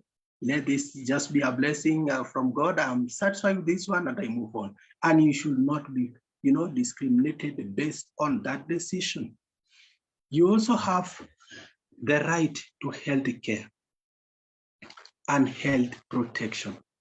This includes the right of a client to the highest quality of health care and the right to be free from harmful traditional health practices. That is this thing of nowadays, the Linda Mama initiative. It is really helping. That is health protection in our health reproductive, sexual health reproductive system. It really helps. So you have a right to be registered in that initiative as a woman, because you have the right to a health care. You also have a right to be protected from harmful traditional health practices, such as FGM. Those are traditional health practices which are very harmful, and you have a right to be protected against them. That is also the right to the benefit and scientific process. This includes the right of sexual and reproductive health services of client to avail of the new reproductive health technology. If there is a technology, you have a right to access the reproductive health technologies that are safe, effective, and acceptable. That means they should not have future, impact that are not good to your health. So it should be safe to your health. The technology should be tested and should be proved that it is safe to your health. Even in your future, it cannot affect you. So you have a right to access the new reproductive health technologies that are, safe, effective, and acceptable. So that is the right to the benefits of scientific process. There is also the right to freedom of assembly and political participation. Yes, that is what I wrote, political participation. This includes the right of all persons to seek to influence communities and to government to prioritize sexual and reproductive health and right. So now that you decide just to stay single, you are not, in some community, you are discriminated in a political participation. You are told you are not supposed to run for any seat because according to our cultural practices and community belief, you have just decided to take your own way of, let's say, not getting many children, and fulfill the expectation of the society, and or you have just decided not to get married. So we discriminate you based on your decision. So we are not going to elect you. No, you have a freedom of assembly and a freedom of political participation, and you should be protected because that is your reproductive health right. That is also the right to be free from torture and ill treatment.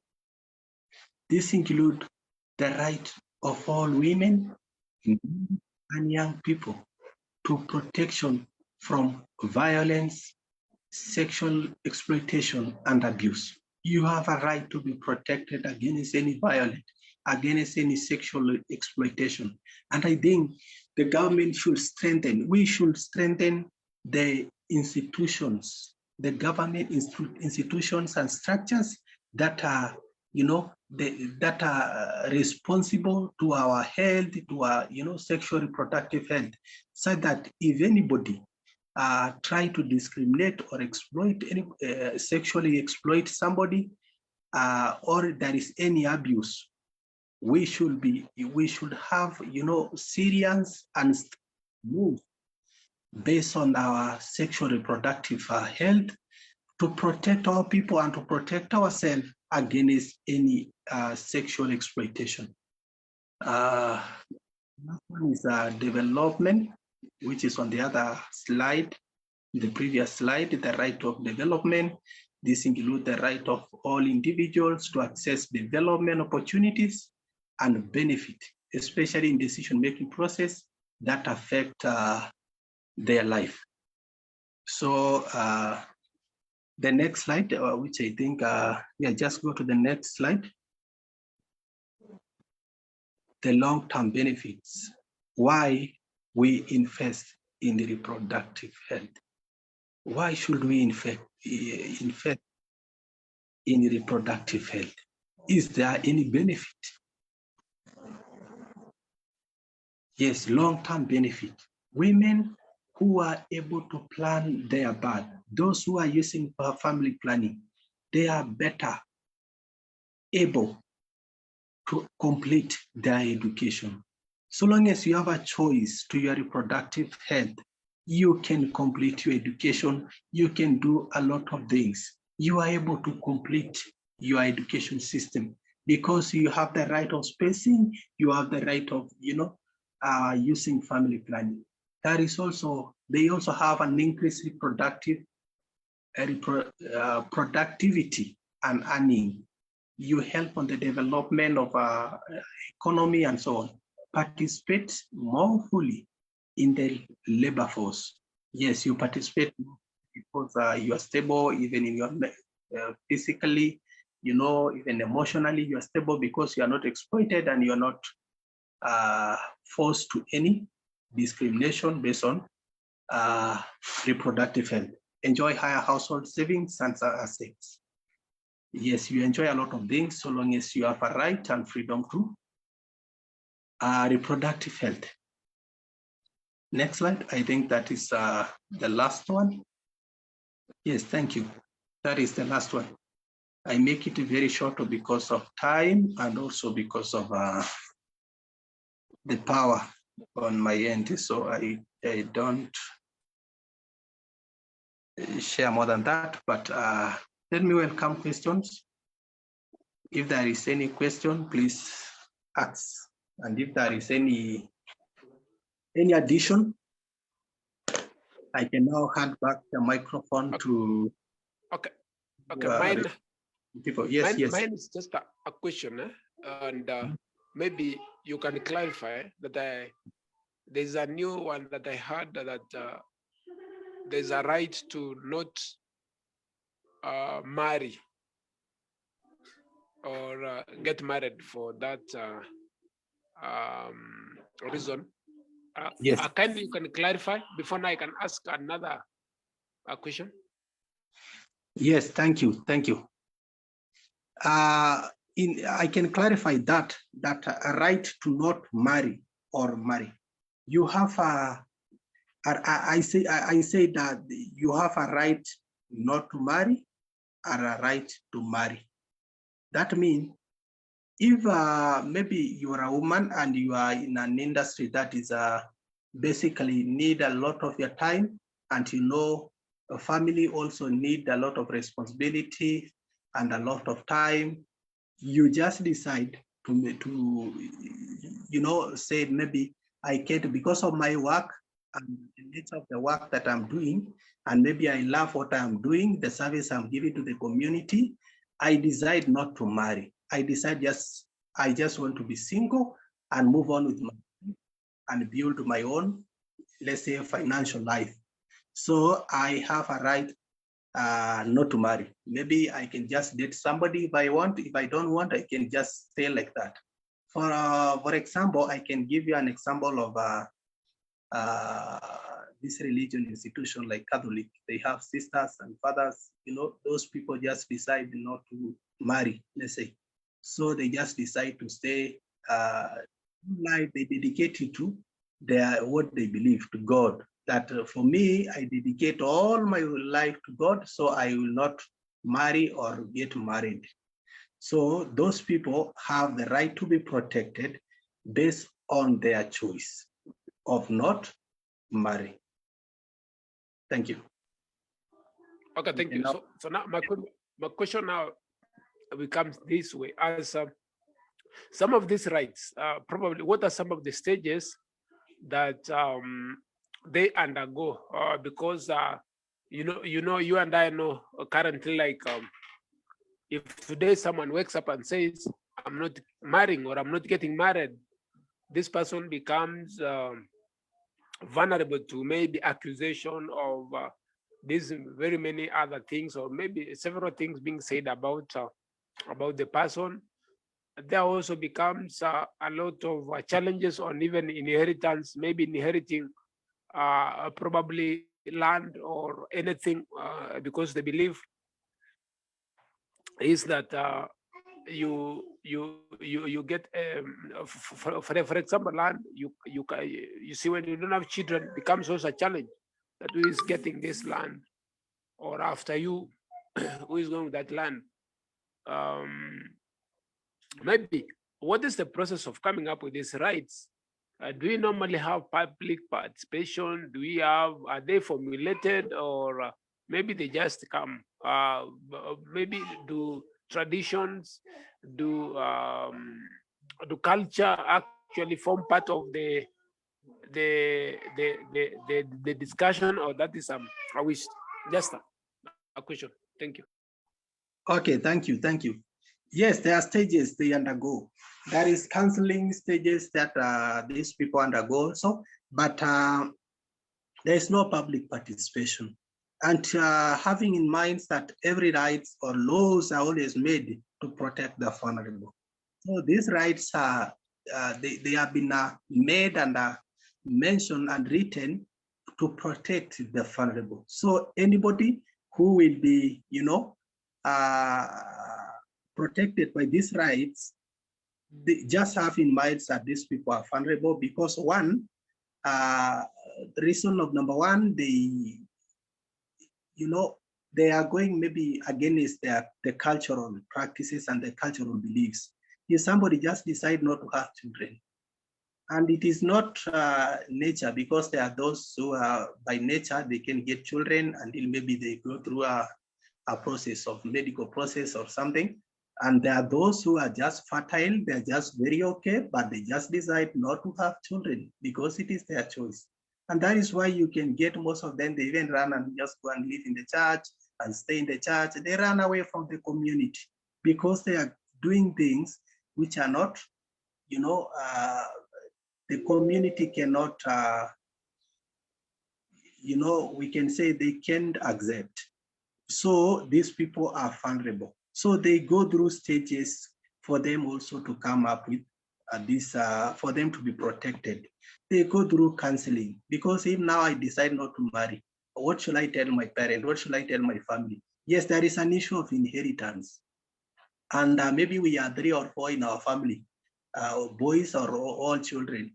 And then the parent just decide to say, now look here, Jacob, you have just decided to take your own way, so just don't come back to us and tell us we need this, and I need inheritance. Because so long as you don't have children and you don't have a family, we can't give you anything. So they have stages they also undergo for them to make this decision that it is possible and I can stay without a husband. It is possible and I can stay without a wife.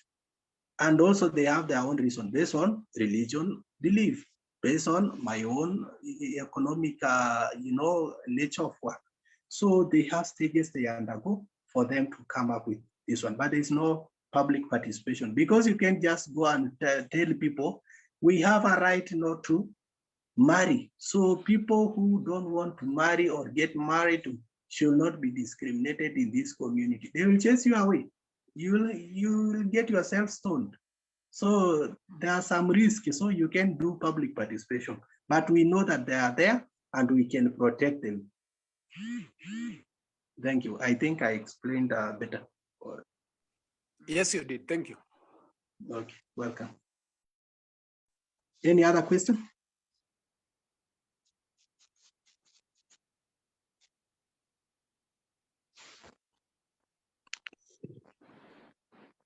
Yes, there is a question in the chat I've posted. Okay, let me see.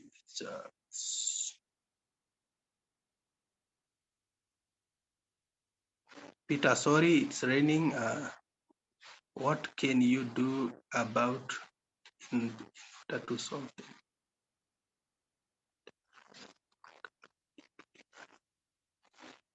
What can you do about that in order to solve the misunderstanding that might arise, like breakup due to denial? Yes, about what? I didn't get the question. About the rights and which specific right? Please, you can just write it on the chat. Which? Okay. I am asking that in situations where your partner isn't aware of the sexual reproductive health rights, and maybe he insists of impregnating you, yet you're not willing, and you know that it is a right that you should not be forced. And these might rise to some understandings, maybe in the family, or maybe it can even bring breakup. So I was asking, how can you handle such situations? Thank you, thank you. First of all, there is nothing like understanding in the issue of pregnancy, getting pregnant or not getting pregnant in our society, in African setup. You understand? If you are, let's say, married and you decide not to have children, there is nobody's going to support you that I will not have children for the next 5-7 years. Why? Because it's my own decision how to have or not to have. So you are in that state, you are vulnerable. So the only solution in that, before you get married, you have to talk to your partner and tell them, now look here, because of the nature of the work I'm doing, or because of my own health, I don't want to get married now, or I don't want to get pregnant now. I want to stay for the next 5 years for me to decide whether or not to have children. And you decide before you wait, because yes, you will have you have a right to be protected, and you have a right to have or not to have children. But in the setup of our society, in the the cultural setup, the traditional setup of our society and communities, you are vulnerable in that state, and nobody is going to support. Even your own parents, they tell you. There is this memes I saw sometimes back of somebody in the market texting the parent, telling him, I'm around, I'm in the market. They are texting the parent and telling them, I'm in the market, what should I come with? And the parent just respond to come with the grandchildren. I think you saw it. So that is the setup of our society. They just need children. Maybe you want to take shopping home. Naye anasema mimi nataka grandchildren. That means so long as you don't have children, you will never be accepted in that community. So you just have to talk to your partner and talk about it and reason together, and your partner will protect you if he understands your state. So what can I do about that in order to solve the misunderstanding? Yes, you just have to talk to your partner. That might arise like breakup due to denial. Yeah, that is the only solution. Just talk to your partner and agree on the way forward. Because before you also decide on that one, not to get pregnant, you also have your own reason, why you are not going to do that. Each family planning is having a complication, is not having so many complications. There are so many family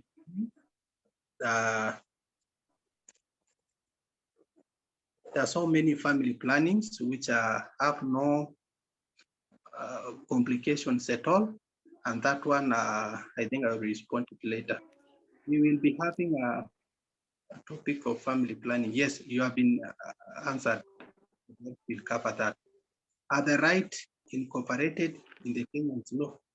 Yes, they are incorporated. Right to life is in the Constitution of Kenya, Article 26. All these rights, everybody, the gender equality, They are in the constitution of Kenya. They are incorporated in the Kenyan's laws. In a situation where one side of partner is willing to get his or her right in bed, but one complain of not having the goods every time, what might be the challenge?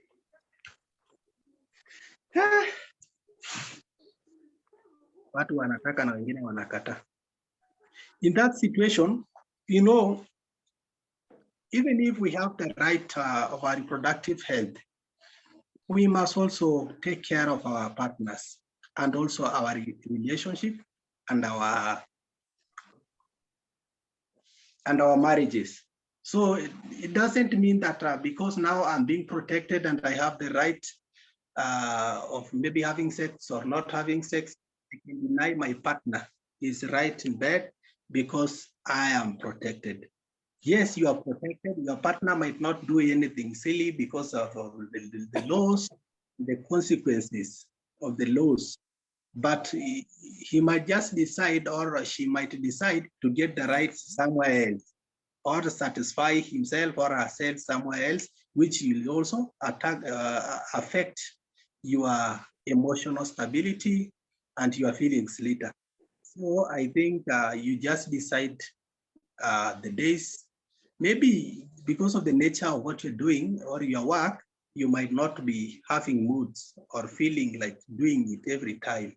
But and maybe the nature of work of your husband or your wife is maybe kazi yake ni kidogo, so he has all the energy and all the, you know, the mind is stable, so he need it every time. So just explain to him or her and tell your partner that we can have this one this time, but these days I am always busy, so I can't get that feelings and emotions of satisfying your that's right. So I think I answered that. Any other question? Yes, Jacob. There's one that I'm also thinking, like, do we have an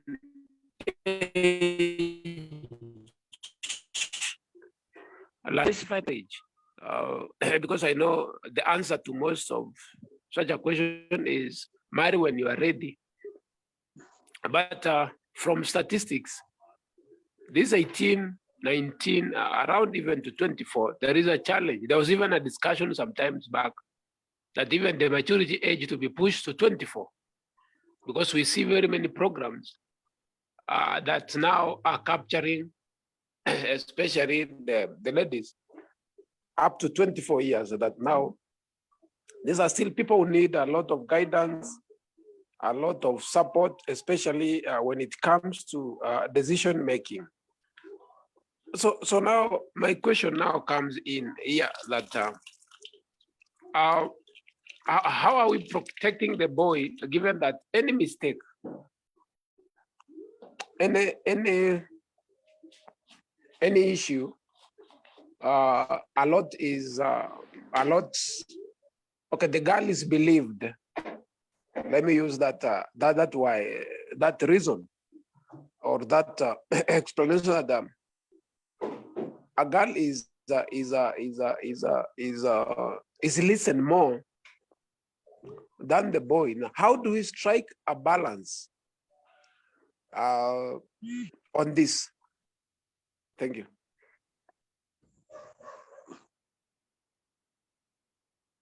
Come again. A balance on?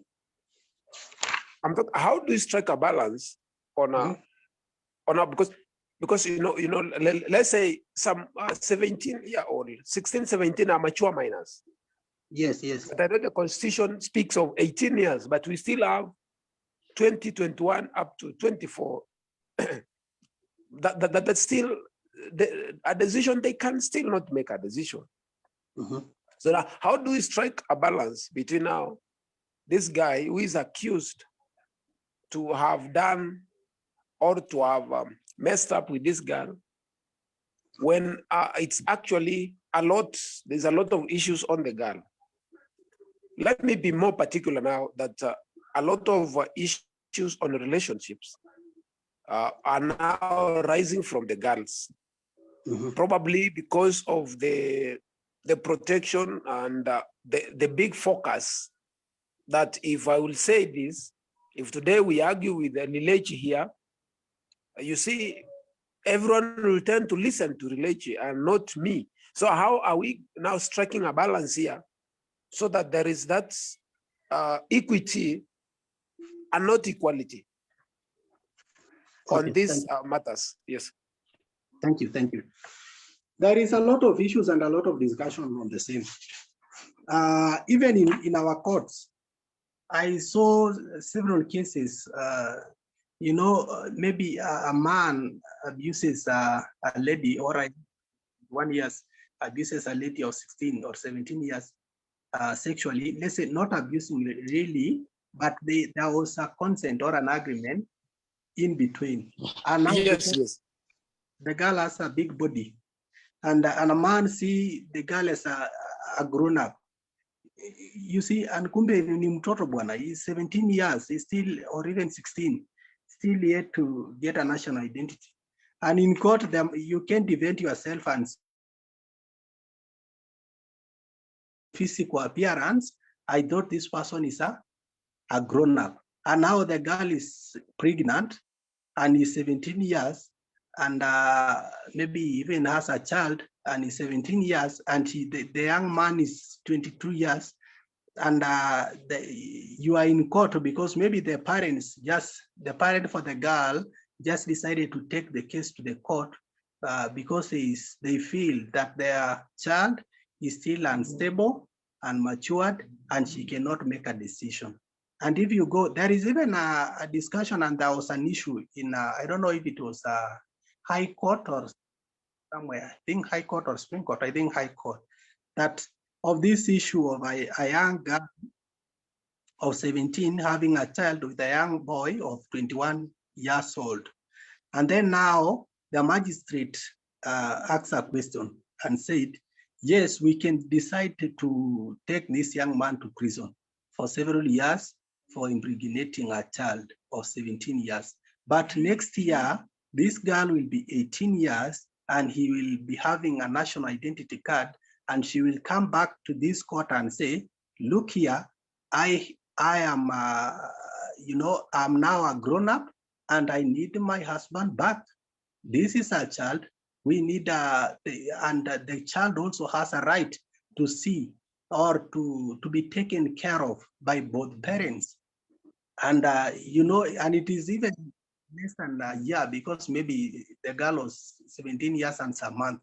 So after some months, he will come back here. And the boy have already been taken to prison because of impregnating a girl or a young girl, let's say a child in that form, a child who is less than 18 years. And the judge was told one thing, that you cannot judge, the magistrate was told, you cannot judge based on logic.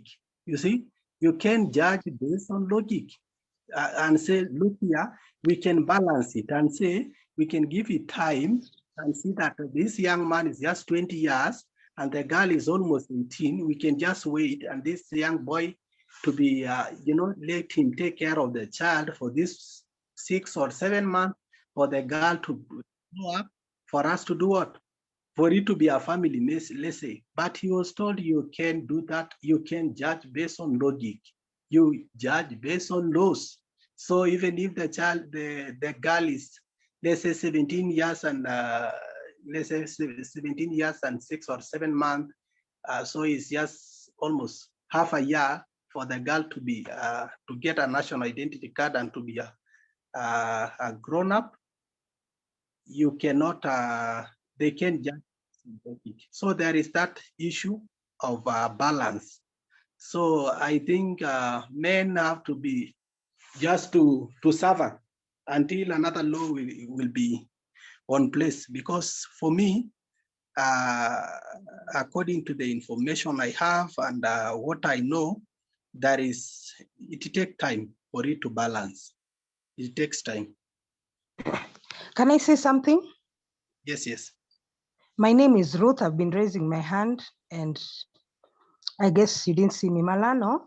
I have an issue. There's a girl who was raped, and the person well known to her is the one who raped her. We've been trying so much, though there's no money. So there's no way we can go about it, but we did the report, everything that is required, but I think we needed help for a lawyer.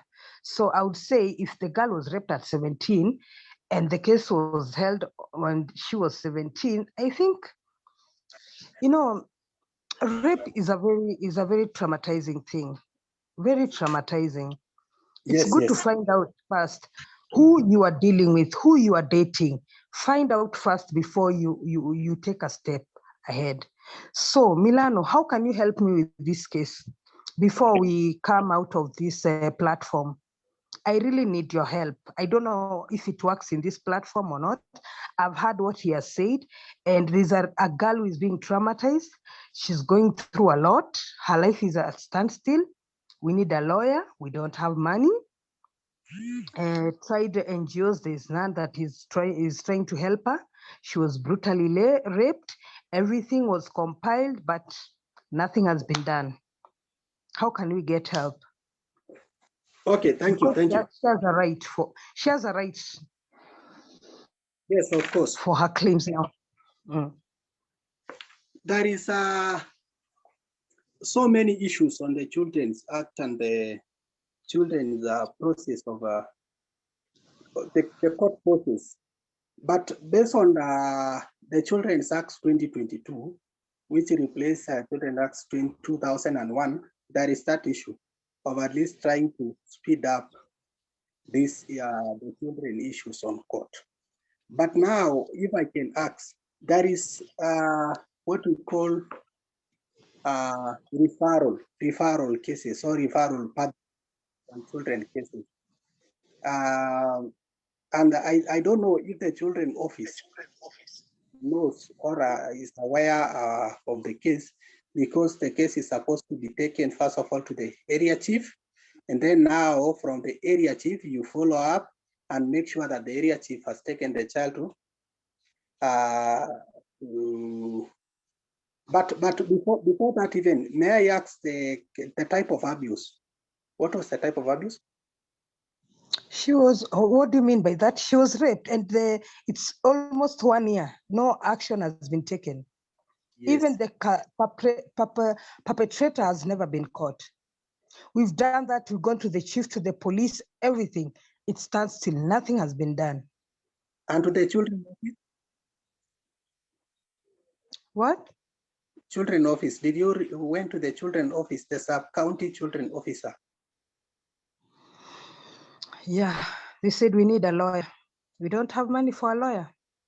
Yes, and there is also always, even you don't have to take a lawyer. In other sub-counties or for those that, because personally I followed up with some cases of children, and even the cases are less than that. That is a very serious one. I think, and the children officer can just take the perpetrator to the court and say, based on the evidence that we have, this child was abused with this and this and this. So I don't think you need a lawyer. Furthermore, there is always a lawyer, a children's lawyer, a government one, and the sub-county children officer can arrange that one for you. Not unless otherwise, like one, because we are in Kenya and these things happen. Maybe the perpetrator has a lot of influence. So maybe he's doing his own things there, maybe in police, in even in the children office. So the case is on the rich and the poor. Yes. The poor is suffering, the rich knows how to work out. Yes, and that is the problem we have in this country. They have and have not. Yeah, so no justice has been done. You are taken in circles.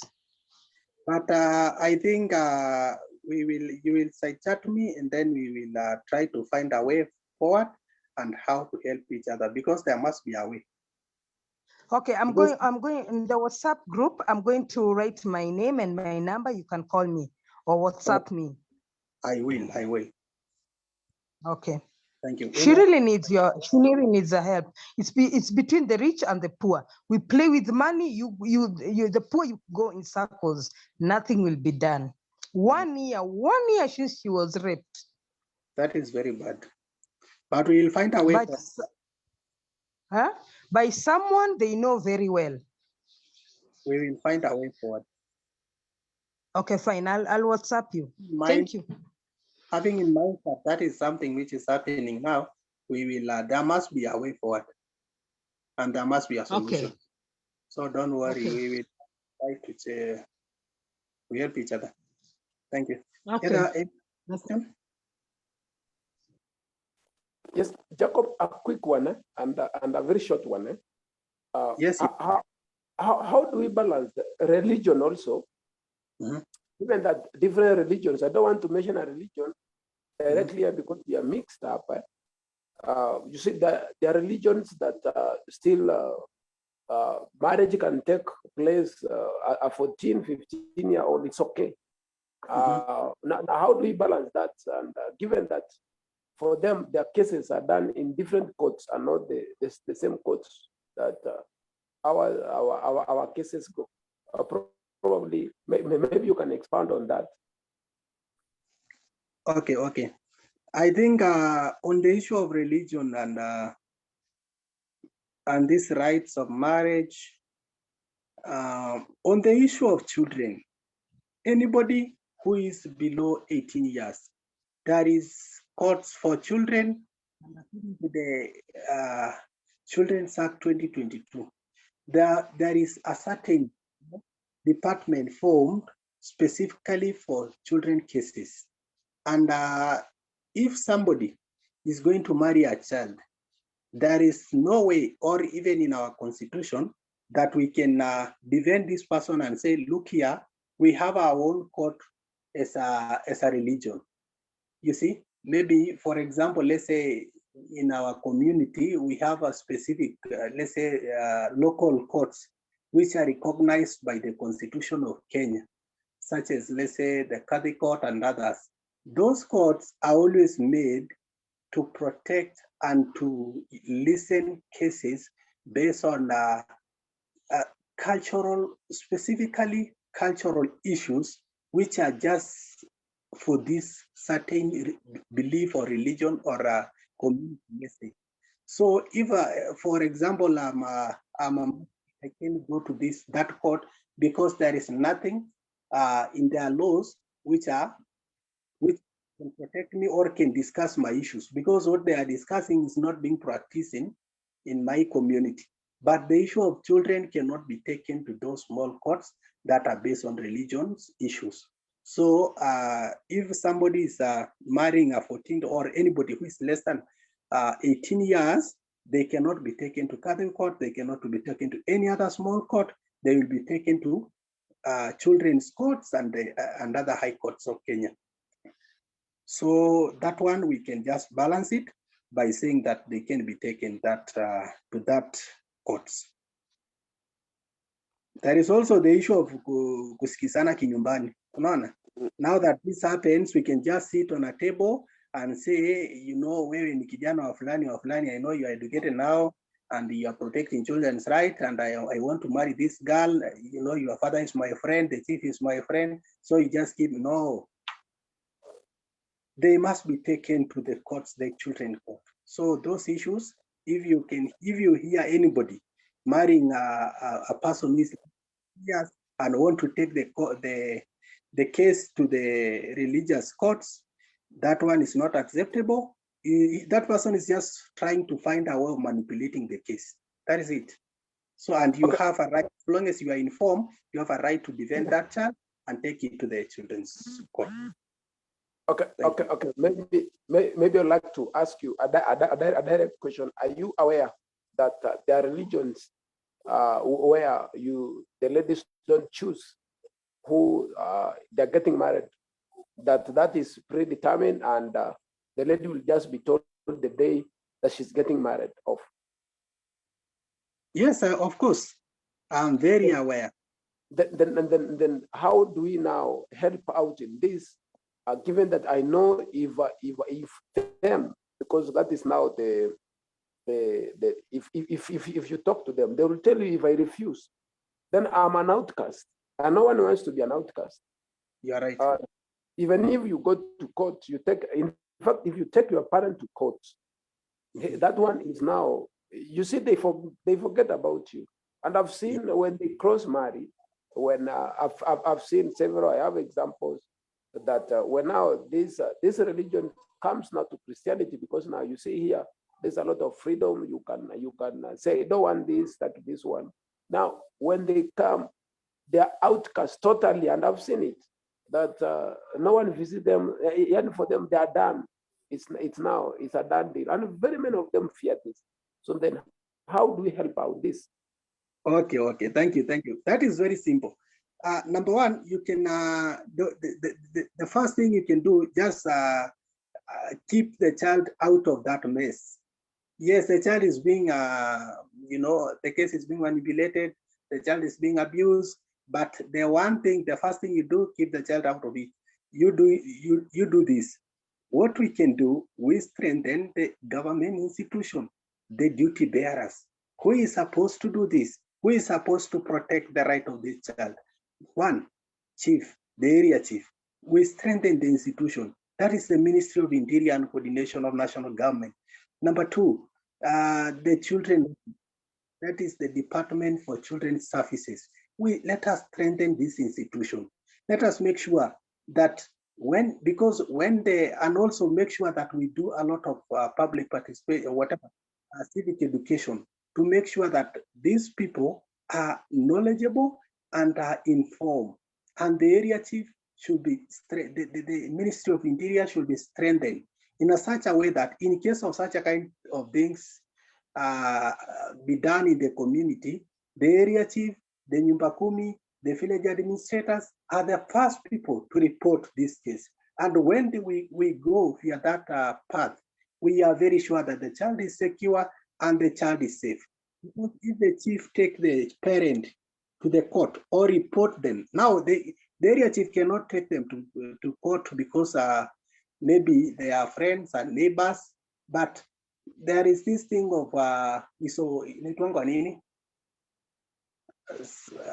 the term disappeared. There is if we go that way, that we strengthen the government institution and the duty bearers to be responsible to offer the services, now they can report. When the chief report to the children offices, now the children officer, because he has no relationship, based on the jurisdiction areas, based on maybe their neighborhood, the children officer will now be a neutral person. They can take these people to court and the child will be safe, because the parent cannot now curse the child. They cannot sell that fear to the child that they can be cursed or something, because it is now an action taken by the government. Okay, so okay. we better that I understand, Jacob. Let's talk about now a 21-year-old or a 22-year-old who actually does not know who is going to marry them. They just told the last day that today you are getting married, and then they move out like that, because for them they don't have any right now to choose. They're not choosing already. Yes. It is predetermined. I think that one now, the 21 years got into the government, that person can make a decision.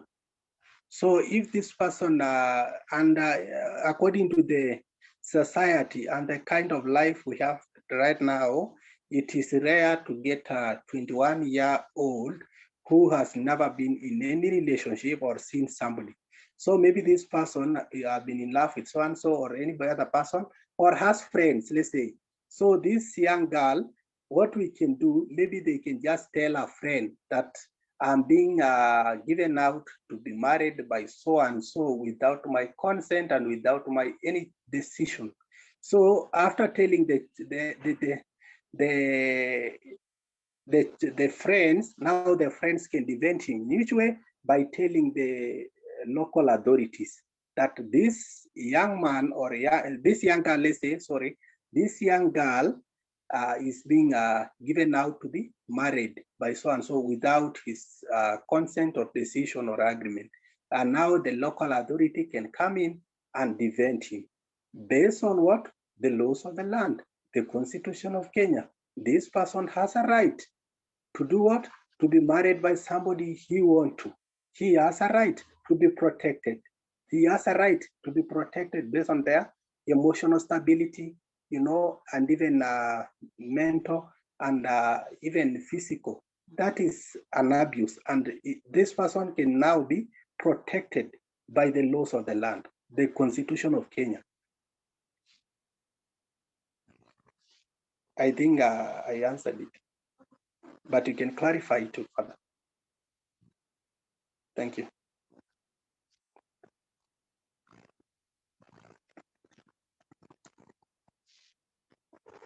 Any other question?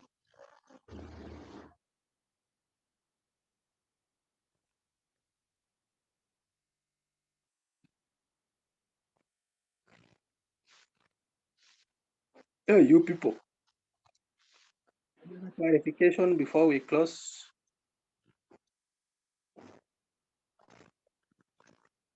Okay, if there is no any other question, allow me now to end my presentation and hand over the microphone to our admin or Katile, if she's still around. Thank you.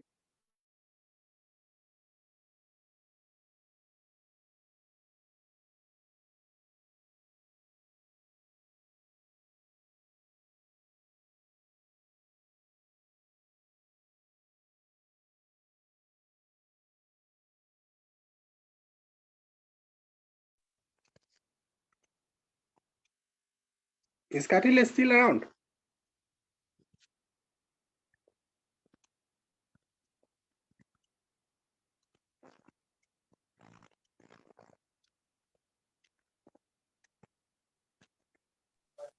I just think we can wind it there. I think most we were 50, now we are about 14 of us. Maybe you can, Jacob, you can wind it up, and then we call it a day. Okay. Thank you, everyone. Thank you for listening to us, and thank you for attending the meeting. And I think we end up our presentation today. And everybody have a good night, unless there is any other comment. Thank you. Good night, good people.